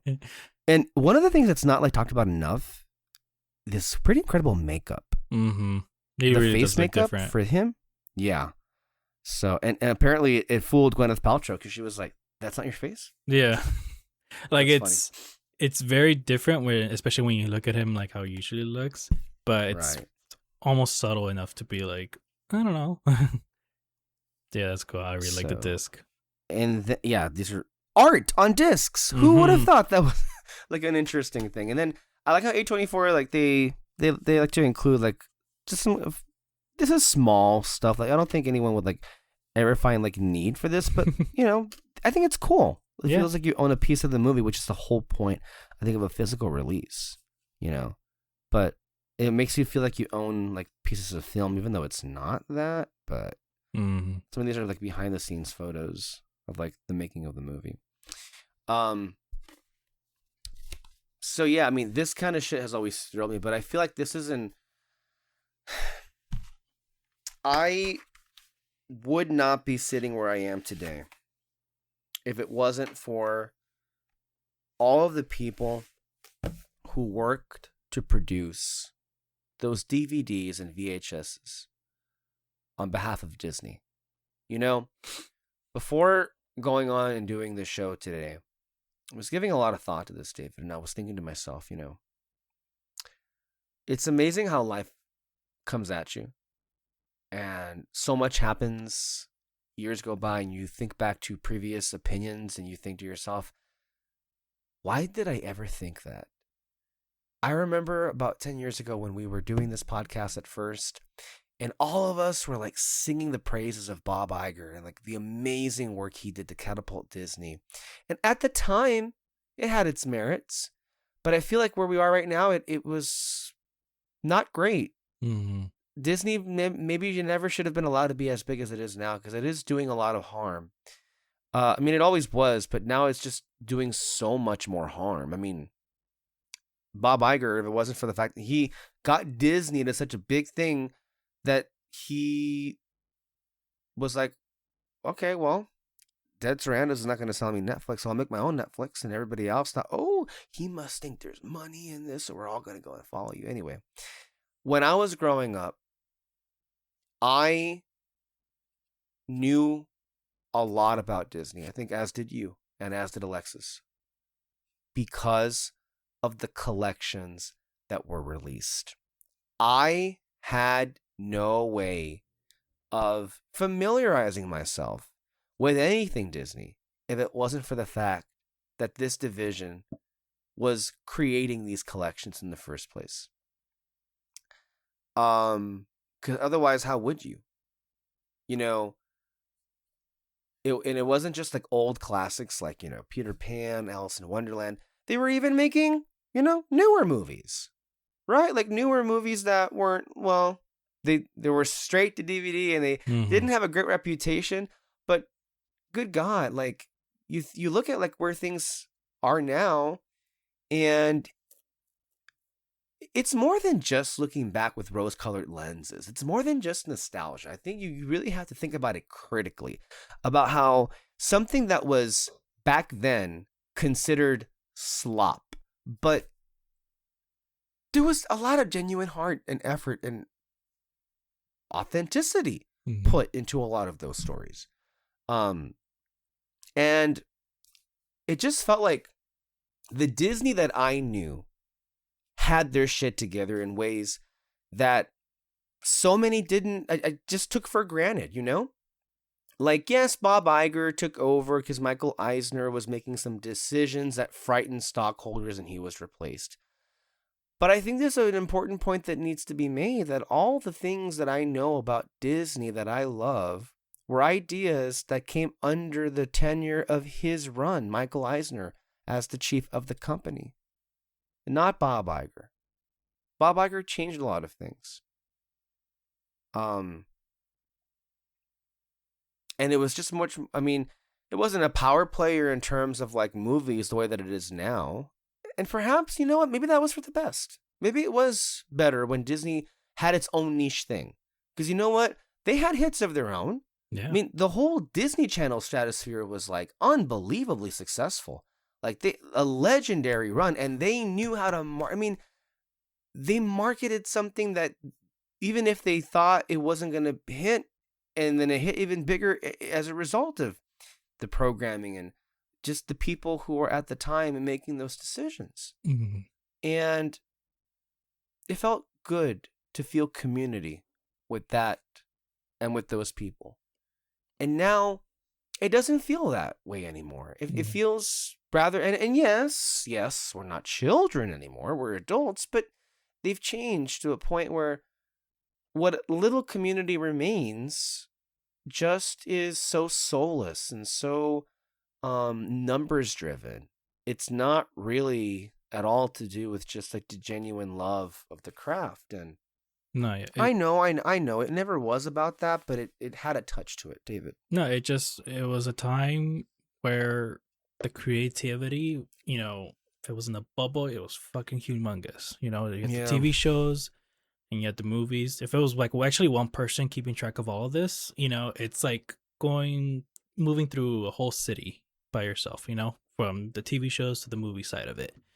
And because of streaming, it's becoming smaller and smaller. And these mergers too, like it's just becoming smaller and smaller and smaller. And, to bring back the topic of, I think it was last episode where the wokeness and stuff, people want to say it's the wokeness killing it. It's like, no, it's not. It's just because it's getting smaller. The people who have always gotten these jobs are the ones who, always talk to the higher ups, always try to shill over whoever's in charge. And then that's the ones that are getting created. But those are the ones that are not the best people for the job. Like that's all it is.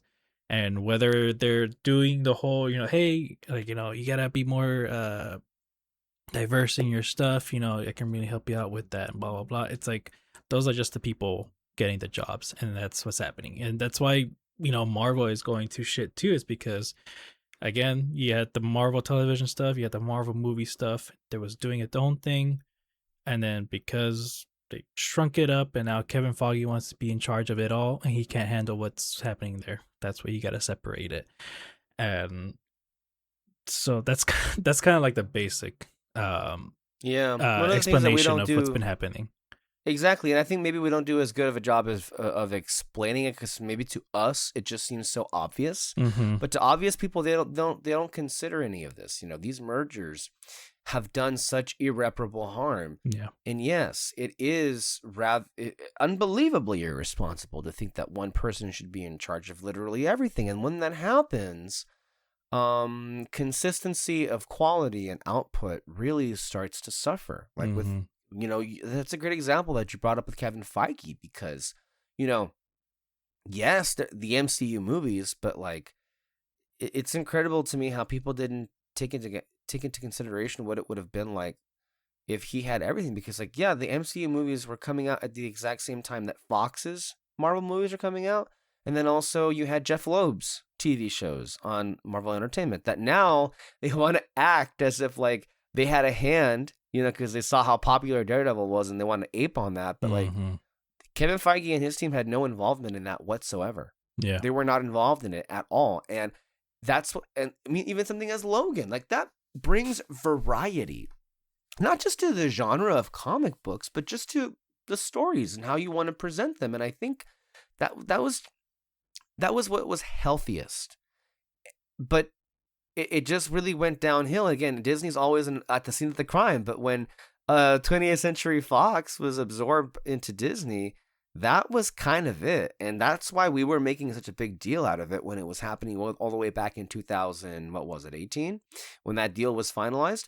It was a disaster, and we told you that it was going to result in far less films being made because a whole movie studio that was consistently releasing original movies now no longer existed.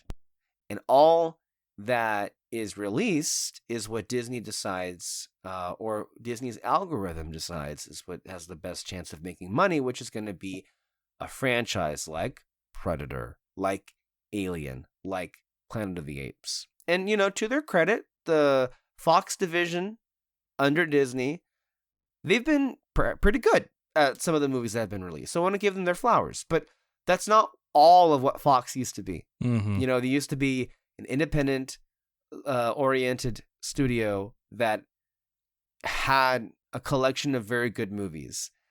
And that went away. And that's why the whole WB situation feels so dire, because no matter who ended up owning it, you could only have less.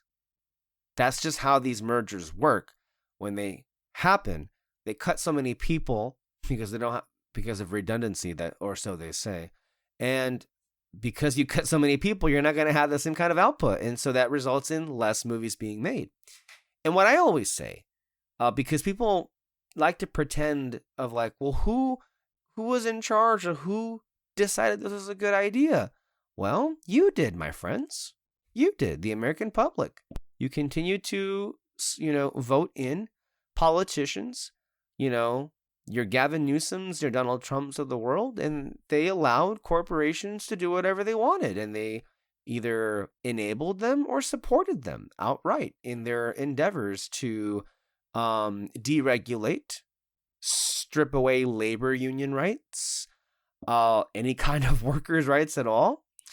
And now it's just not even unfettered capitalism. Like, this is why it feels so stupid, because I feel like capitalism, the way that it was, does not necessarily have to not work. It's how it's practiced, right? Like, it's never enough for these people. Is they don't want just capitalism. They want oligarchy. They want a monopoly. That's what they really want. But if you look at history, the people don't want that, which is why, it's funny how Peter put it, but like earlier, but that's why you're getting situations now when you have literal employees setting warehouses on fire. You have other people who are shooting CEOs in the face. And I've been saying this for years now, is when there are no leaders around to address these serious situations, people are going to act out in a very violent way because they're being strangled, or they're being choked, essentially. Mhm. Because not just conservative politicians, but also just corporate Democrats who are owned by donors who have no interest in any of the current policies changing. So, and by the way, I don't want to present myself as somebody who's like, oh, it's both sides, and like voting doesn't matter. Voting absolutely does matter, but you have to do the best you can to discern between a candidate who is real and one who was bought and paid for. And unless that changes, Yeah. this is what it's going to be, and that's why we're in this situation. And I don't know. This is why it always just feels like we're in a hole that we can't swim out of, because every time we think we're getting a little bit ahead, we end up having to take a few steps back because of something like this happening per se. But I feel like every time that we have felt it in our bones, this is so bad, guys, you just don't know it yet. 2-3 years later, we were like, we told you. We told you that this was the case. But David, on physical media, I've noticed something, and I want to ask you this question. You have quite a collection yourself, and you actually have a collection of Pixar movies and Disney movies. Do you own Elemental on disc? I don't think so. No. Yeah, I don't think I've gotten anything recent from Disney. David, and Pixar. I had a point about that. Okay. Why I wanted to ask you, because this is so weird. Because I was curious, like, I wonder how this is selling. I go on eBay, and every available copy of that 4K Steelbook for Elemental is at least $350. God damn. Okay. The 4K market is brutal. It's a 4K Steelbook. There's a 4K Steelbook. There's some movies where it's like, I gotta get it right away because it's gonna cost $300 in 6 months, and then in 6 months it's like $20. And there's other movies where you're like, I'll wait to get it, and it's $300, $350. And there's gonna be no new reprints because who the fuck watched Elemental? Well, to be fair, people did watch Elemental. People, eventually, $400 million worth is, and these days, not nothing. And a whole lot more people watched Elemental than Wish, Strange World, Raya, Elio. I bet you that Soul. Elio Steelbook is gonna cost quite a bit. I was actually gonna think that you're gonna say no one cared about it and no one ever will, so it will never cost anything all that much. I mean, you know what? Let me do a quick search on it, on that one. But the point is, when Elemental came out, I'm sure the case was they didn't make that many copies, and now. But have you seen, by the way, David, the Elemental Steelbook? Because it is a nice Steelbook, and I know you guys liked the movie from the very beginning. And I'm just surprised you guys didn't get it, because now you're not, because $350 is an insane amount of money for a movie. Peter, not to shame you, because who would ever want that? But would you be comfortable in telling us how much money you've dropped on a single movie? You've ever dropped on a single movie? Well, that's a difficult question.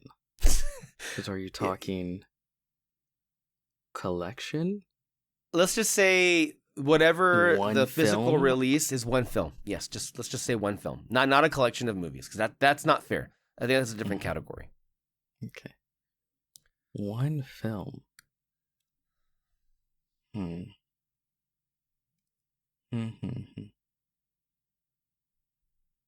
It was maybe...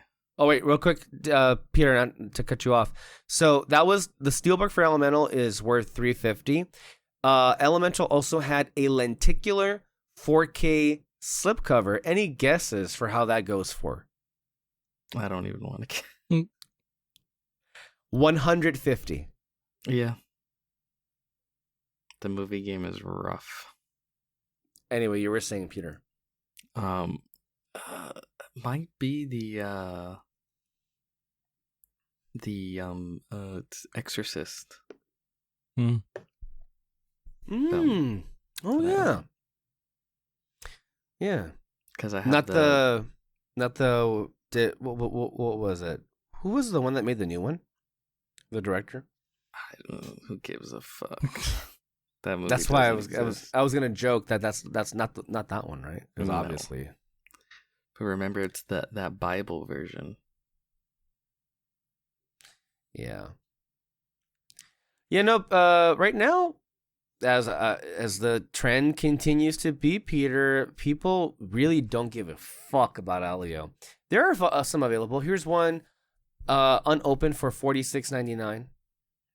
Yeah. Here's a pre-owned one for $29.99. But again, that's what it's I'm less than a telling year you. out. You can never know. It's hard to tell. It's like the fucking stock market. It's hard to tell where to invest.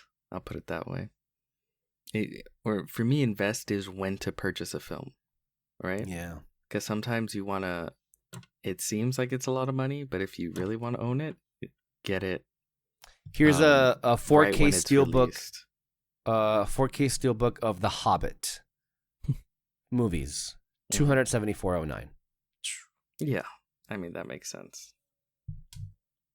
And then someone has 3 steelbooks of the 3 Tron movies for only $100. Yeah, but see, that's what I mean.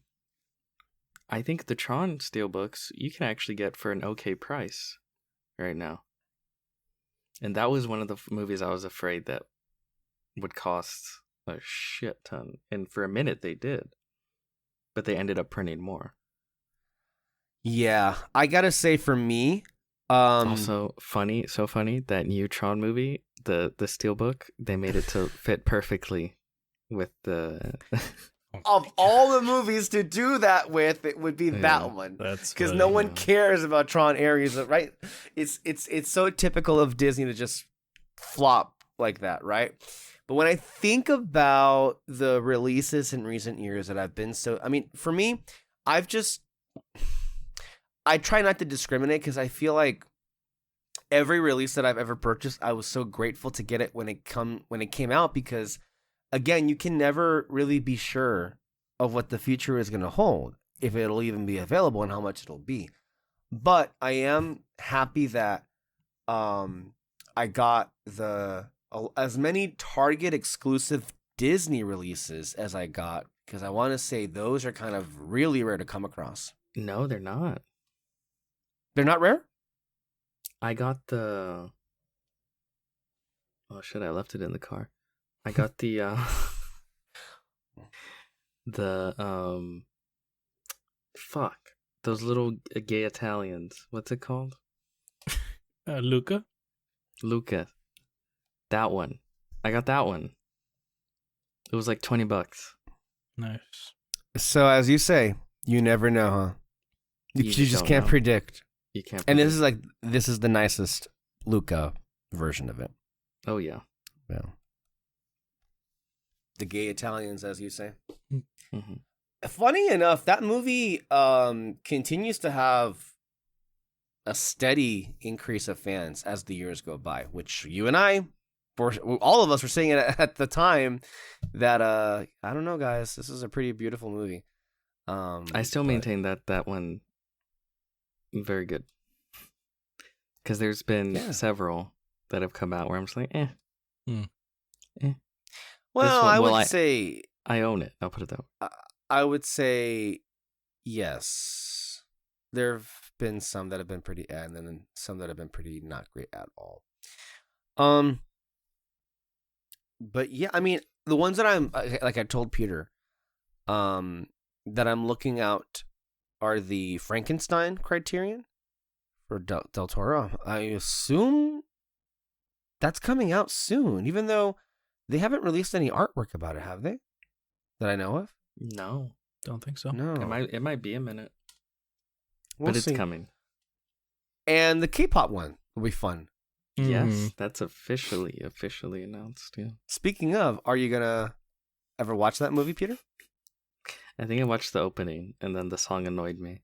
I'm genuinely curious to see if that's your kind of movie or not. By the way, it's funny how you got annoyed. I assume you were watching that on your own. Keep in mind that I went with Alexis to watch this in a theater when it came out that week, and it was like nothing but like parents and kids screaming at the top of their lungs with all of these songs. Jesus that was like literally every single kid in that movie theater was like they knew all the words to it, and I had never. I mean, it was a sing along edition, so it was, but it was just like, whoa. Well, that's on you. Well, I mean, again, I'm not complaining about it, and I knew that was what it was going to be. My point is, it makes me chuckle to think of you in that situation if you had gone, because I want to say if you were available, you would have totally come to see it, wouldn't you? Oh yeah, yeah, I would have seen it. So yeah, that's Sometimes physical media. Yeah, physical. It's a cruel mistress. So how are we feeling about the movies overall? Because I think it's pretty significant to me that not only are Amazon and MGM not going to rush Hail Mary to like digital, but they're making a statement about it to the media. I think studios have realized The obvious. Yeah. You knew already? which is the best model is movie theater. What you already had. Mhm. What you literally the best models for both film and TV is what you already had, and you ruined it for yourselves because you listened to Silicon Valley and big tech, and you're like, guys, you have no idea. This is gonna change the world. It's gonna make you so much more money.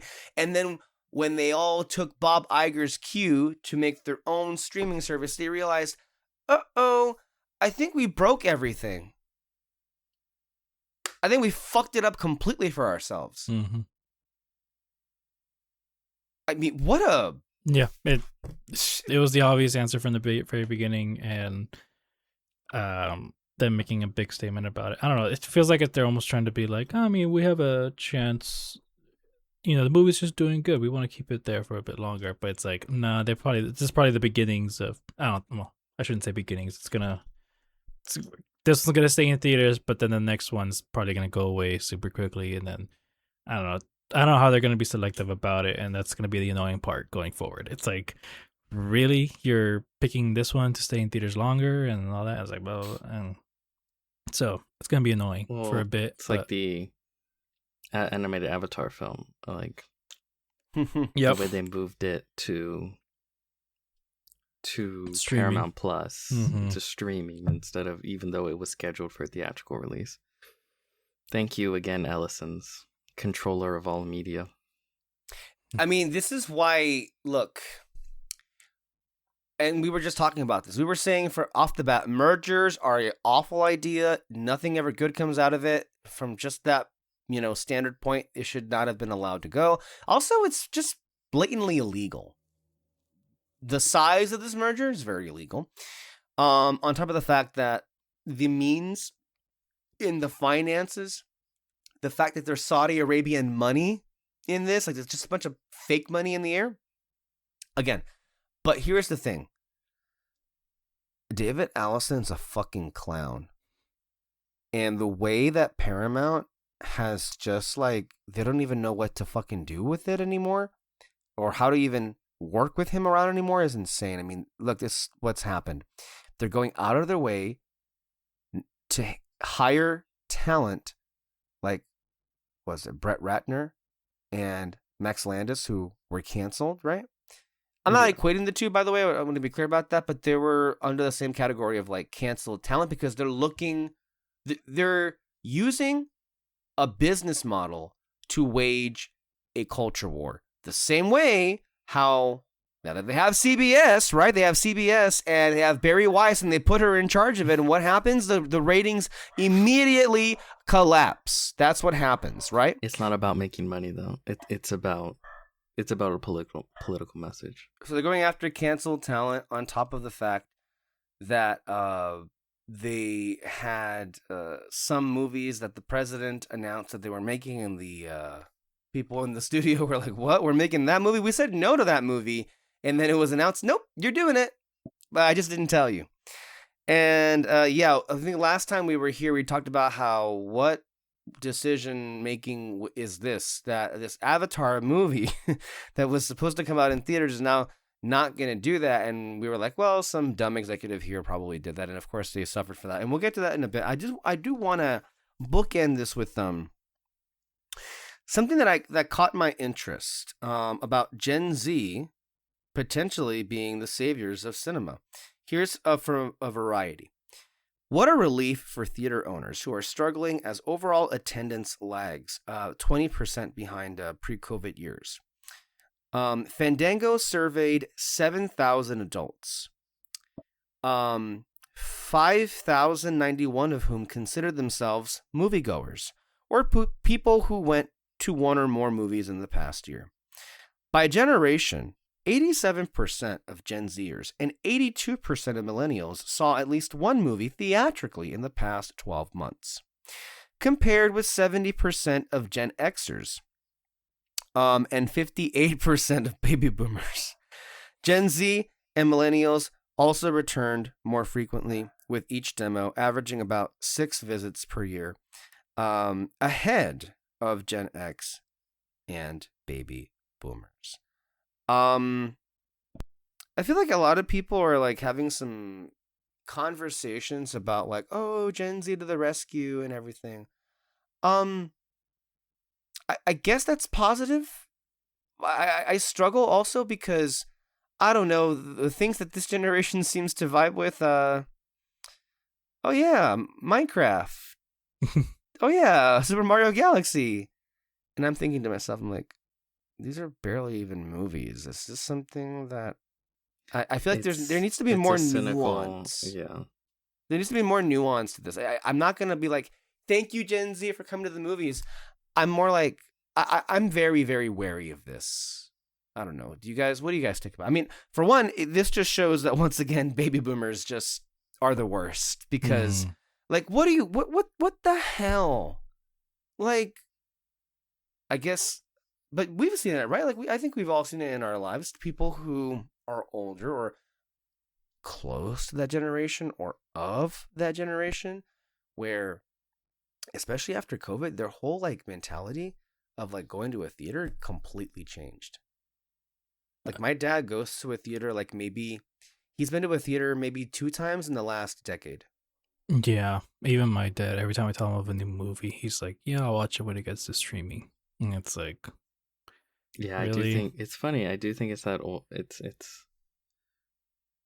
I think in the same way, a lot of younger people are turning more towards physical stuff, whether that be records and even like we talked about, films, physical media. I think it's the same for films. Like they want to go out and see the film in a theater.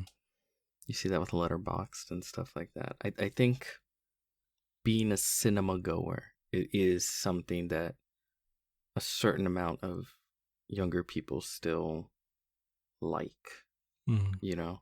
Well, I mean, it's also too, like, you can make a day out of it, you know? Usually, people, you know, our age, younger, you know, we're not having kids just yet. And so we have, like, all the time to actually go out, make a day out of it, go out to eat, movies, go to some stores and all that. Like, we just have that time. Whereas once we have kids, then it's like, we have to be really selective here. What can I use? Are you saying don't have kids? That sounds like an awful thing to give up. That's just me. I mean, no, I mean, I would never want to give that up. Personally speaking, that's why. I mean, everyone is free to make their own choice in it. But like, I demand time to myself. If I don't get that time to myself, well, I mean, that's where studios need to take advantage of physical media. Like, yes, we have the streaming services and all that, and you know, parents can pop that up for their kids and all that. But, you know, for some parents now who just don't want to go to the theaters, they don't want to deal with their kids, you know, especially with like just not that many good kids movies out there. That's where the physical media has to be important. You know, you get the thing, your childhood right there, pop it in for your kids. Now they experience the same thing. And that's part of the reason why some of the remakes are doing so well is because they're like, oh, hey, look, this is my childhood. And then you kid, watch it. Here's an interesting line from that article on Variety. Millennials treat moviegoing as an escape from daily routine, while Gen Z sees it primarily as a social activity. Wait, say it I'm a again. little troubled by that framing, social activity. Because in my mind, I'm thinking the movies are not a place for you to fucking have a conversation at or to be. Yeah. It's not a party. You know, I mean, it is a party, but it's not a. It ain't the same thing like going to a bar or at a friend's birthday for whatever the case be. And I'm like, I don't know if I don't like the labeling it a social activity to me because Mhm. I mean, and it also just suggests that it's all just another way to get followers because that whole like chicken jockey thing really really put me off last year. I was like, what? This is not. If to me, the videos that I was. Oh, did we lose David? Oh, the videos that I was seeing out of Minecraft last year were disgusting to me because like if it to me it was like in a lot of ways like when I see a movie theater it's like, oh, it's my church, and people were freaking desecrating.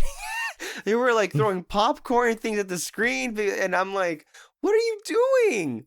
And that's not what I see movie theaters as.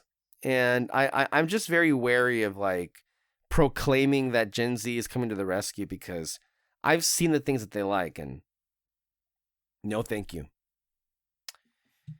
Anyway, Well, they're the only ones watching, so. Mm. that is the pickle, right?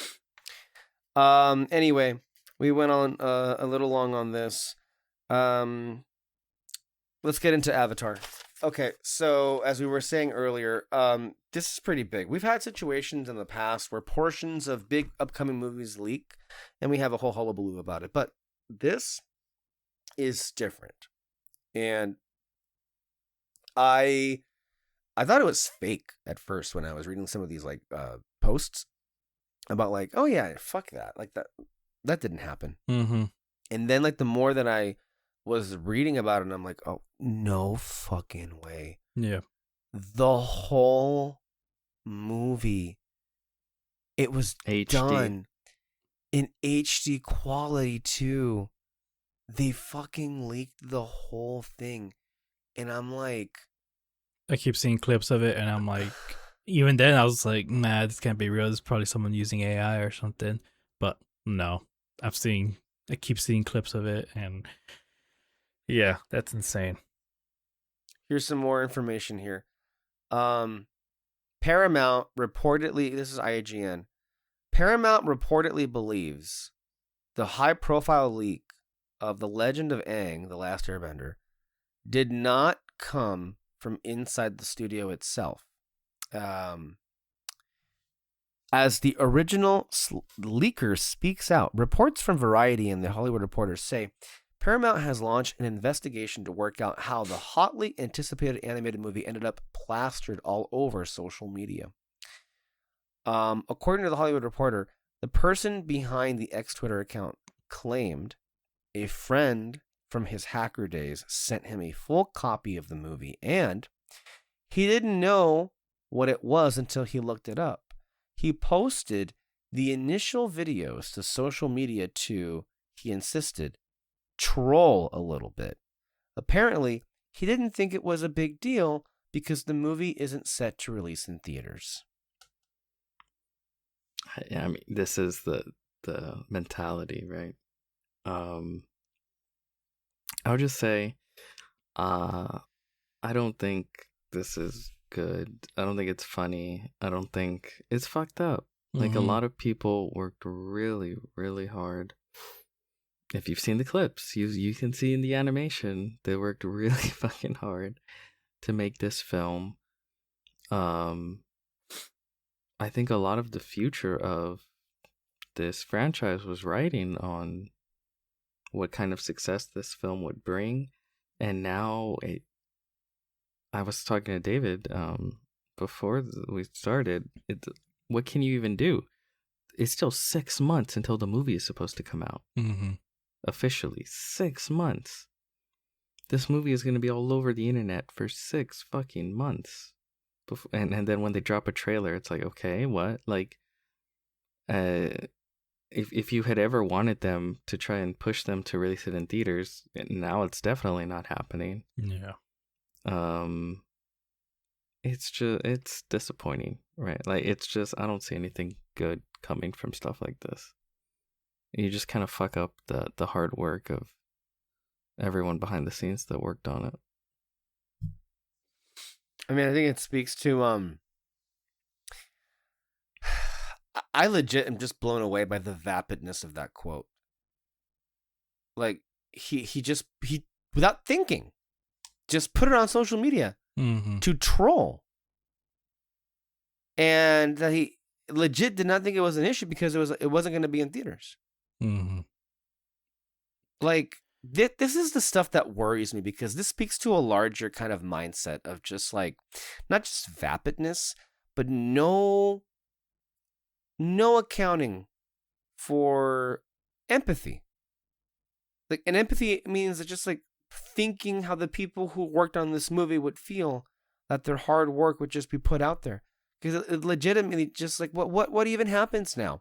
Like maybe because it was going to be on streaming, Paramount wasn't going to put any like advertising it, but now like why advertise it? And it sucks too that the conversation is mostly just around whether people should see it or not, and like very very little of it has to do with people who did see it are not even saying like whether it's good or not. Like I'm not seeing any of that, and I kind of wish it was, because yeah, it sucks that it leaked and all that, but if the people who saw it were really hyping it up, maybe that could have helped. But the movie itself being like, y'all should have released this in theaters. What the fuck are you guys doing over there? Like there's not even a conversation about that. For some reason, it has to be about whether people should see it or not. Which I mean, it's a fair argument and all that, because you want to see it in the best possible quality. But I just this should have been a no brainer of don't watch the leaks, watch it when it gets released. All right, you saw it. Talk about the quality of it, and don't start bitching about people judging you for seeing it. Like, this is going to be a big thing whether you saw it or not. Hype up the movie. Just help the creators out as much as you can. But yeah, the conversation isn't about that. I hope that organically the fan base or maybe somebody connected does something to build up hype again for the movie and do something, because this is going to be a really big deal. Like this is something that I had been looking forward to for years, and this to me is like an example of the people at Mega Mount not having any idea anymore of like I mean, we're living in a time when like Demon Slayer, look how much money that movie made in theaters, right? Or even how much money the Stranger Things series finale racked up in just like 1 or 2 days when it was in theaters for just that limited time. Like there is genuine interest for properties that you would normally associate with TV to watch them in a theater. Like this is going to be the reunion of like the Team Avatar, guys. Yeah. It was supposed to be a big theatrical experience, and these people ruined it. And one has to wonder if this leak would have even been possible in the first place if they just maintained the course that this was going to be in a theater and not online. Yeah. I mean, maybe. I think the conversation would have been different at the very least had they kept it in theaters. Because then for sure people would have been like, don't watch it in theaters, watch it in the best possible quality and all that. But no, because it's still going to be in streaming, people are just like whatever about it. And so I'll admit to watching 2 minutes of it because I wasn't sure if it was real or not. And I was like, this is not what I'm thinking. I mean, it's hard anymore to tell, right? But like, I was like, is this lit? And I think by like the minute point, I'm like, what the fuck? This is the real thing. I was like, oh no. And I mentioned earlier that 6 years ago we went on this like journey of rediscovery for the Avatar series and everything. And one of the things that we talked about at the time was how much Nickelodeon kept fucking with like Konietzko and DiMartino, the creative heads of this franchise. And I feel like, um, in the last few weeks, we talked about a curse, the Kardashian curse, and Timothy can now speak up to it.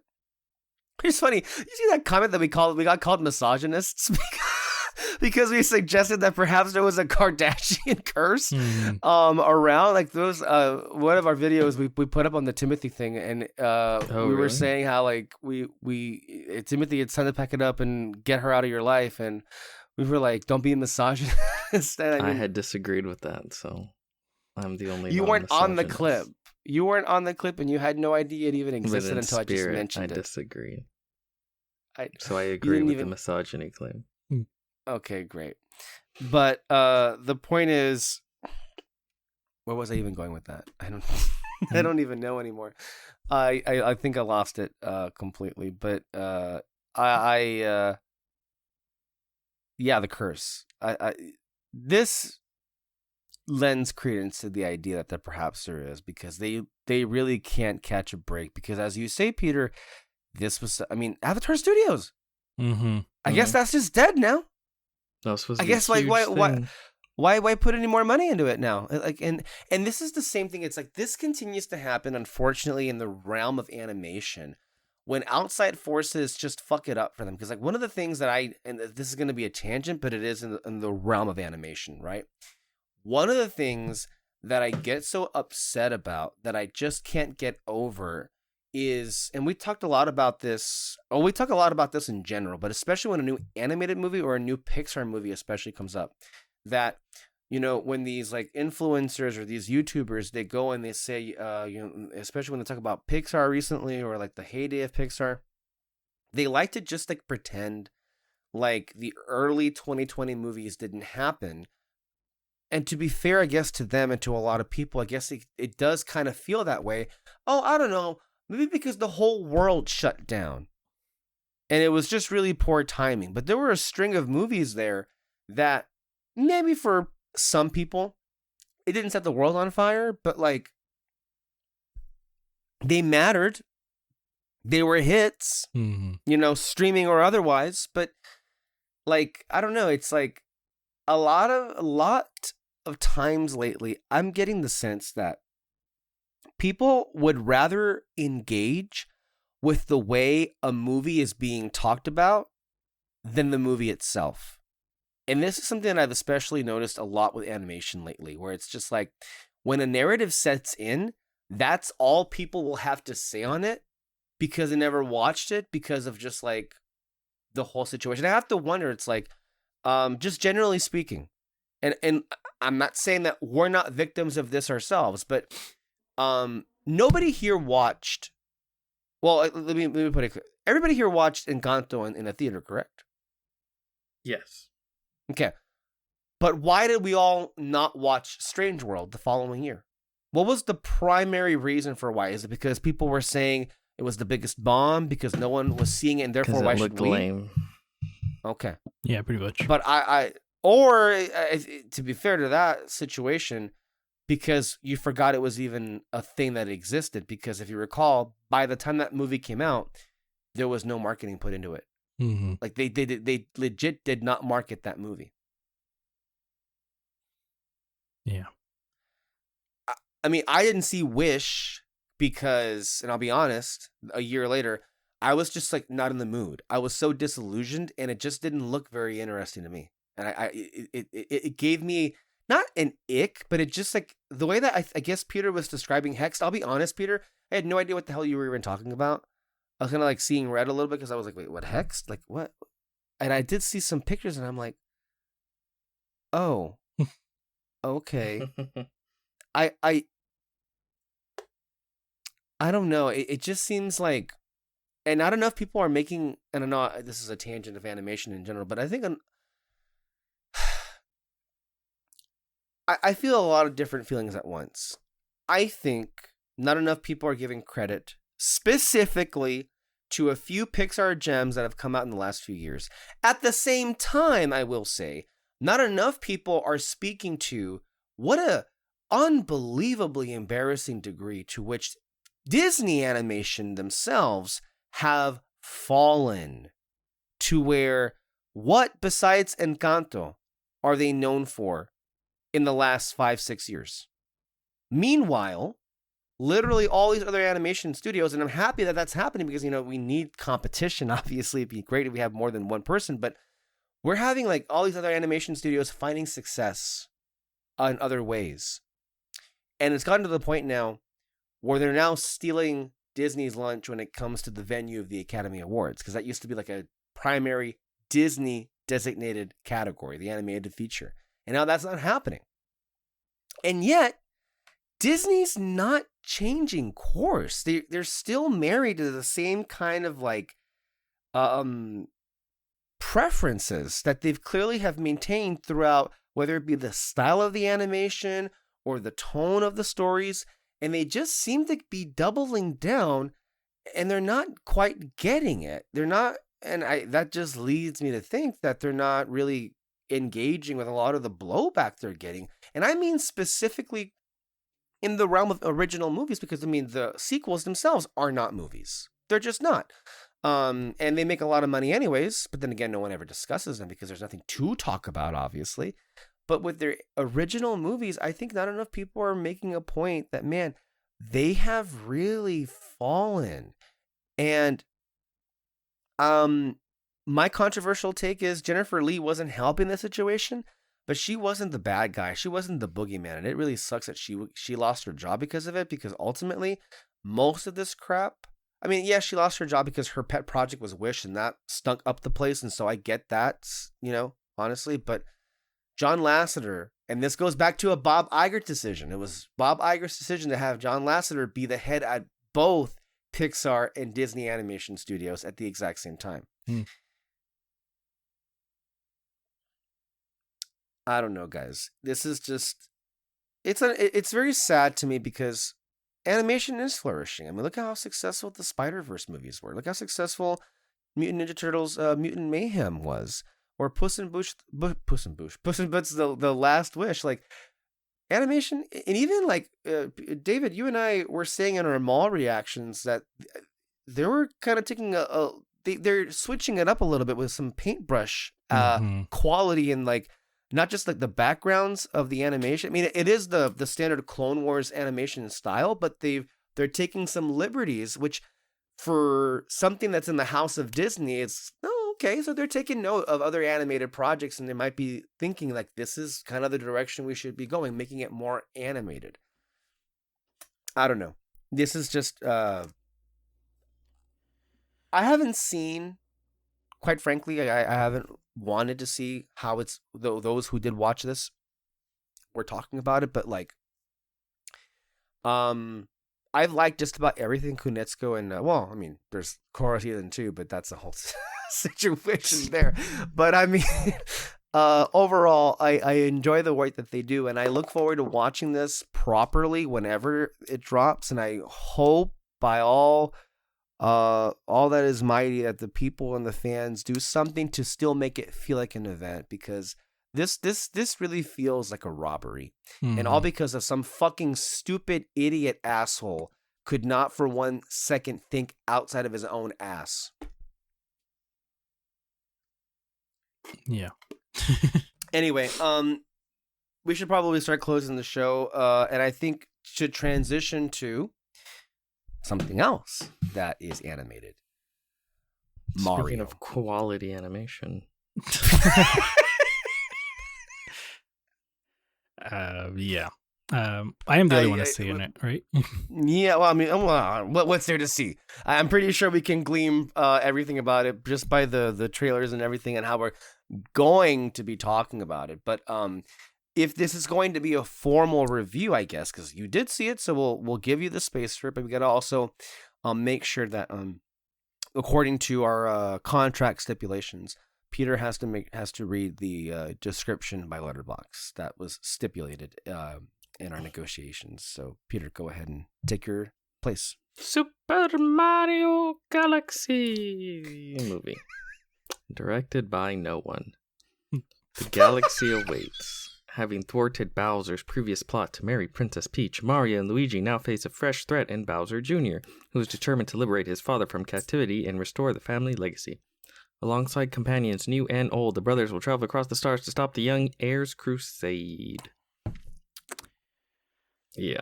Yeah. It's a movie. Can I just say, by the way, again, already moving it off the movie just to begin with, but it revived a part of myself reading a lot of the negative reviews for this. I one of my guilty pleasures is reading negative reviews, especially when it comes to things that I'm already predisposed to hate. And when I was reading some of those reactions, I was like,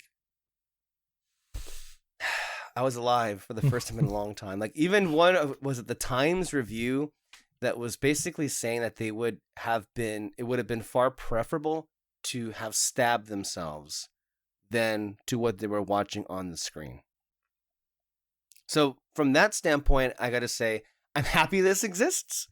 It gave me, I got more joy. This is sad, but I think it speaks to the lack of quality of this, whatever you want to call it, a movie franchise, right? But like, I got more entertainment from reading those reviews than I did from watching the original movie. And I got to say, look, David, I love you and Alexis Moreno. Sometimes though, you guys have some takes that I really have to bite my tongue because Jesus Christ, I had an absolute. I think you have great opinions, David. I had a but not as great as yours, Peter. Mm-hmm. Not as great as yours. I had just I was in complete misery when we go back to 2023. It was this month, actually, 2023, when that movie came out. And I was, to say I was underwhelmed would not be adequate enough to describe what I felt. I was like, there's barely anything here. There's nothing going on. And I'm talking about the first movie, guys. Mm-hmm. I'm not even talking about this new one. I was so upset because I'm like, around me, people were acting like they were having like this amazing time. Meanwhile, I'm sitting there and I'm like, what the fuck is this? Like, to me, and I know this might be hyperbolic, but like, it was very easily among my least enjoyable theatrical experiences, so much so that it's pretty much neck and neck with The Lion King 2019. And Peter, you saw that with me, and that to this day remains the single worst cinematic experience of my life. It felt torture sitting through that, and I felt embarrassed for my own dignity having to just sit through the whole thing. And then for Mario, not quite so embarrassed, but just like, it was even worse than I thought it would be, you know? Because Illumination, I despise them, but I'm not going to lie. I thought that the first Despicable Me was pretty enjoyable. I'm not going to say it was good, but it was entertaining. I can see why people liked them, but then, of course, they went off the wagon pretty quick. But latelier, they just... Well, I shouldn't... You know what? Let me scratch that. They knew very early on, wow, we don't got to try. We can just ape on something, and that'll like carry us the whole way through. And they've been very successful doing just that. And it's been to, I think, the detriment of civilization that they've been as successful as they have. Because then what happened? Because they've been so successful, the people at Nintendo were like, oh yes, our perfect partner is Illumination, the illustrious animation studio. To me, it is unbelievably pathetic that Nintendo is happy with, I mean, yes, money, yeah, but also I'm like, when people were talking about a Mario movie, like, I'm sure there were such high hopes. I'm sure there was like a lot of like places, like a genuine, true animation studio could have taken it, and then when the news happened that Illumination got it, yeah, I don't know, but I watched the first movie and it was pretty bad. And Peter, you claimed that you watched it at a distance at some function, right? Yeah. Against your will. It was nothing. Yeah. No, and that was the first one. Movie. Yeah. No, yeah, the first one, barely a story, but you know, it was there, and I enjoyed the references. I'm a big Nintendo fan. So I got all of it. It was very enjoyable. Going with this one, right off the bat, making a Mario Galaxy movie, I was like, this is too soon. Like, you got so much more content. You can still keep it within the Mushroom Kingdom. You don't have to go out into the galaxy. But whatever, it happened. They added Rosalina into it, and Brie Larson was casted for it, and I was like, that's great. That is fantastic. She is quite literally the only one perfectly casted for this movie. And second is Star Fox. Glenn Powell is actually pretty good in it. Anyway, but with this one, there's no story. Now, mind you, people will say like, "Oh, I mean, they're going from one place to the next and all that." It's like that's a plot that is different. What I mean, story is there's no change from the Mario character, Mario, Luigi, literally Bowser. They were trying to do something with him, but he just ended up being a villain again, and it was just kind of lame how I went through it. And it was also really confusing too, because I'm like, oh, okay, you're gonna take it this way? No. Okay, you're going back on that. Okay, so you're gonna go this way? No. Okay. I don't know what you're doing then. Don't know what the fuck is going on here. And so yeah, there's just no story with these characters. It's just going from one place into the next, in just the most randomest ways, and it's all just there to add in as much references as you can through the whole entire franchise, which I'll admit. Well, Illumination's never made a film. Yeah. Well, I guess I shouldn't say that. Alexis loves that fucking one. Oh, wait a minute! They did sing too, didn't they? Sing. You love that. Sing. I didn't see Sing. I saw Sing too. That was fun. I had a good time. I had a good time with that. Loved Sing too. Well, you gotta understand, like I have a background love for singing competitions. Like I grew up on things like American Idol, X Factor. Like I love those kind of shows, and that was what it reminded me of. I'm not suggesting that it is helping my case. I'm just providing context for the way that I feel, but I know that it's pretty useless to try and explain anything away, but I genuinely find that enjoyable, but that's just because of music. Everything else is pretty standard. Yeah. And I never watched their Lorax movie, by the way. I did watch it. I don't remember much of it. It was bad. Yeah. It was whatever. It was terrible. But then, now here's a tangent here though, guys. How bad do we think that Cat in the Hat movie is going to be this year? It's going to be lame. The trailer is nauseating. Mm-hmm. It's just going to be like Mario movie. So toot fart. Yeah. But anyway, the Mario movie. In terms of the references, I had a lot of fun with it. I really could not stop smiling throughout it. It just worked for me, but even then there's problems with it because specifically the music, where there was this moment where they're popping up all these items and all that, and there was a red star that popped up, and I was like, oh my gosh, he's gonna get it. Please play the music from it, because it's a really fun thing with the Mario Galaxy game. It was supposed to be in one of like the stages that you go through and all that, but they couldn't put it in. So what they did is just like, hey, this is random red star that popped up within your home, which if you don't know, the whole time you're in this like castle. Basically think of it like the N64 game where you're going around this castle. Wait, what? Castle. Okay. Yeah. Basically, if you remember the N64 version of it, you are just running around the castle and then you go through this like painting and the different worlds. Yeah, the different worlds. Basically like that with Mario Galaxy, but it's like a really big, beautiful castle that's really cool.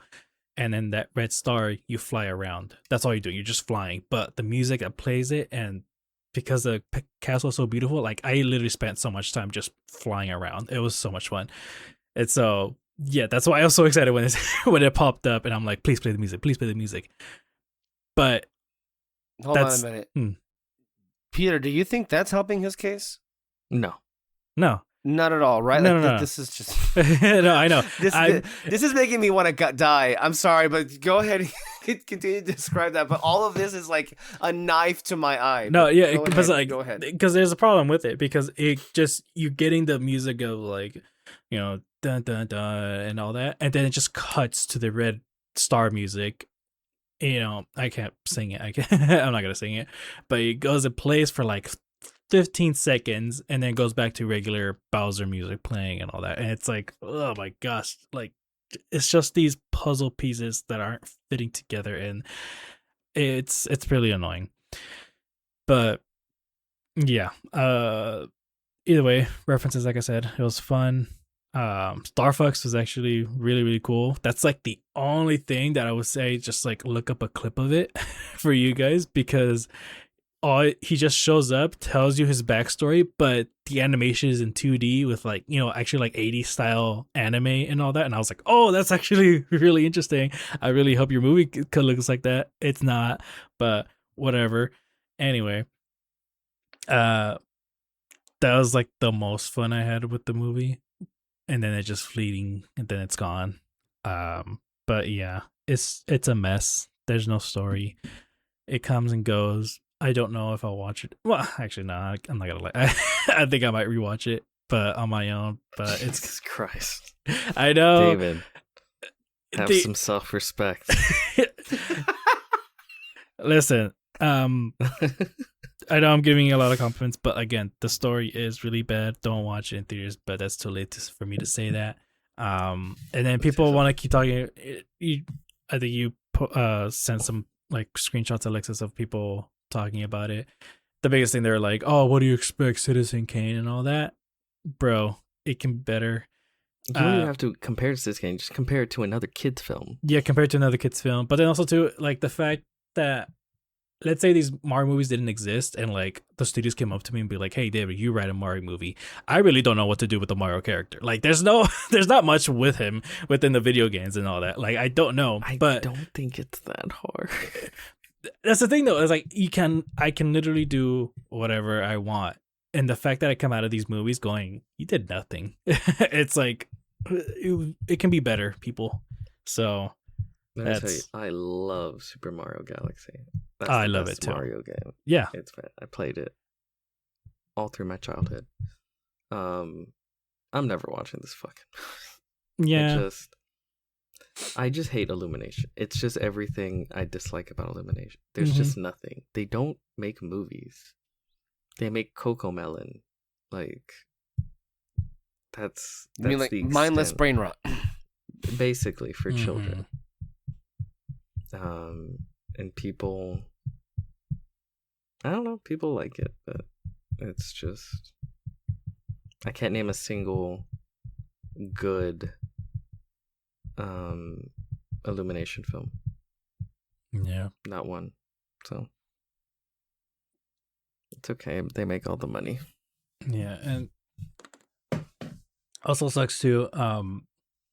They're just putting all their eggs in one basket with this, like adding in every single reference.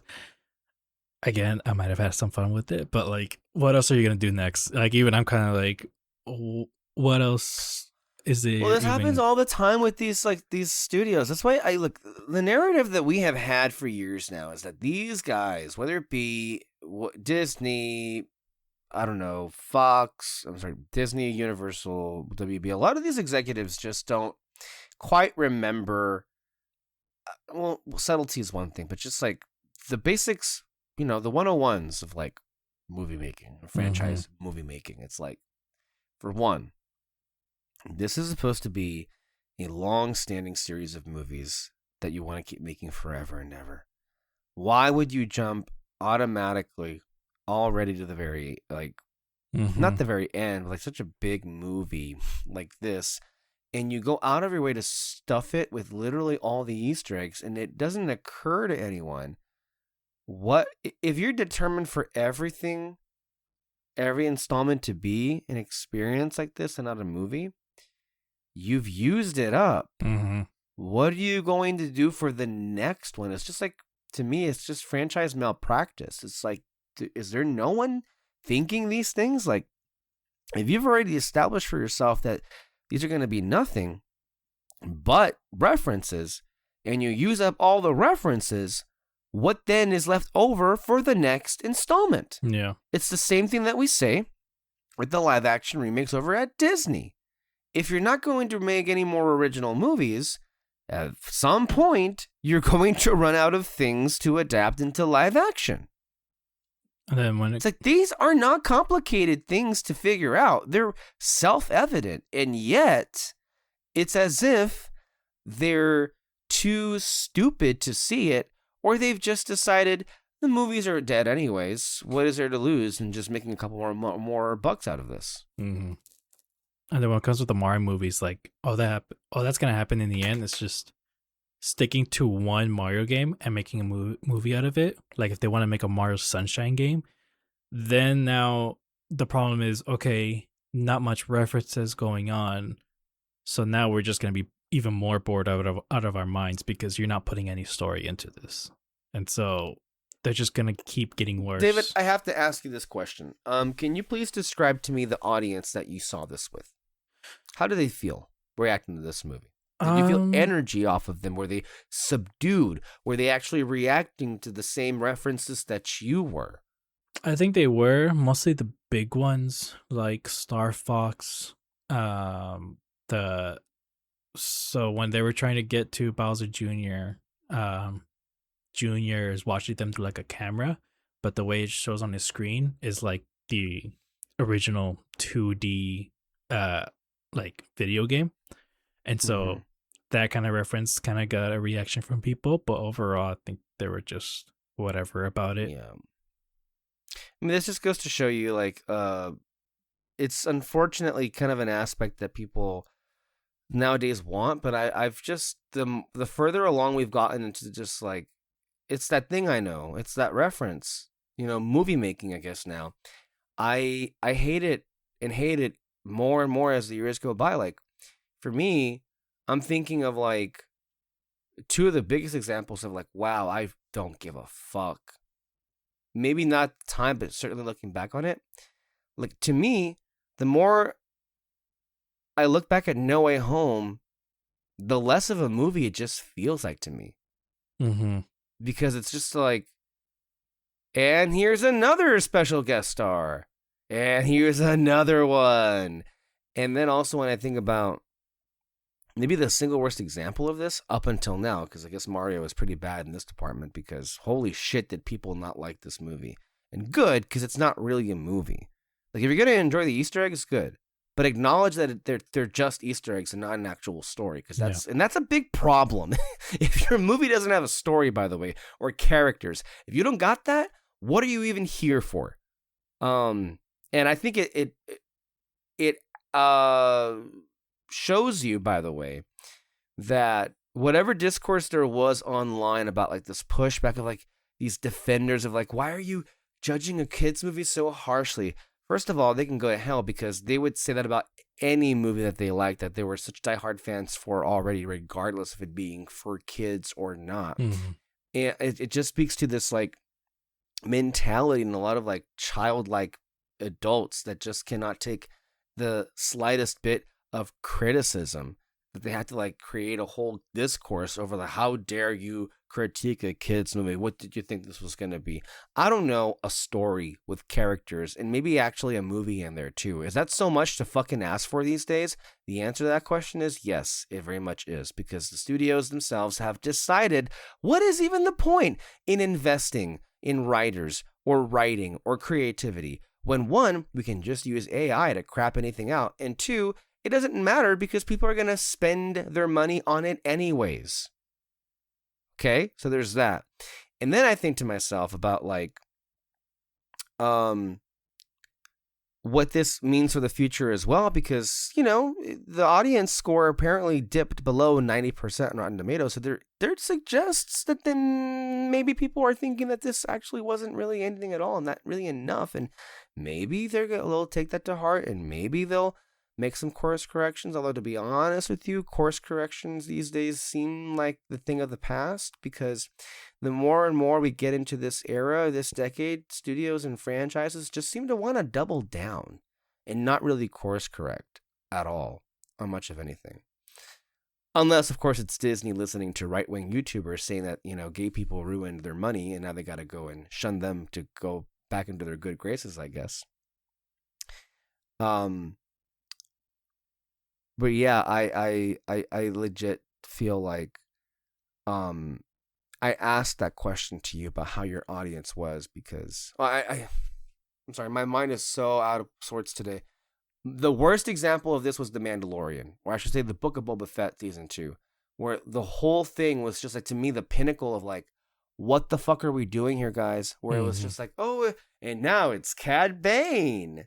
Who even remembers that character if you're not at all familiar with the TV show from many, many years before this? It's just another installment in this string of big movies that make so much money, that get so much talk, and for what? And look, this discourse became the conversation because there wasn't one to be had. And there goes another thing we've been talking about lately, in which no one seems to want to actually engage with animated movies. And maybe that might have to be because a lot of them just don't even bother anymore to have anything worth really having a discussion about. Although I will say, even the bad ones, there are conversations to be had, but just no desire to have them. Any thoughts on my thoughts, or any thoughts left? I feel like halfway through, I lost you guys. No, we're good. You repeat sometimes. Yeah. But yeah, no, those are my thoughts for Mario Galaxy. It's not good. Sorry, people. I suppose in some way you should be commended for actually watching it. I was always I gonna know. watch it. At least I mean, because I refuse to watch it, and so does Peter. I feel like he and I are on the same. Like, look, we used to be the people who would go just to say that we saw it, so we can talk about it. No more. We've been through enough just like bad movies, and I'm sorry, it sucks to watch a bad movie in a theater. It does. Mm-hmm. If every movie wasn't, well, not every movie. If there wasn't so many bad movies, maybe it would still be okay. But there's too many bad films where it's just, I know exactly that it's gonna be bad, and I know exactly how it's gonna be bad, and it's just a waste of time. All right, cool. Well, I think there we have Peter's yawn, which suggests it's time to go to sleep. Thank you so much for joining us tonight here on Red Spotlight. Stay under our spotlight, of course, for some more content. We've got plenty coming your way. At the moment, we have reactions to Agents of S.H.I.E.L.D., to Maul, and, well, if there happen to be new movies, I guess we'll be there. All right, guys. We'll see you next time. Bye-bye.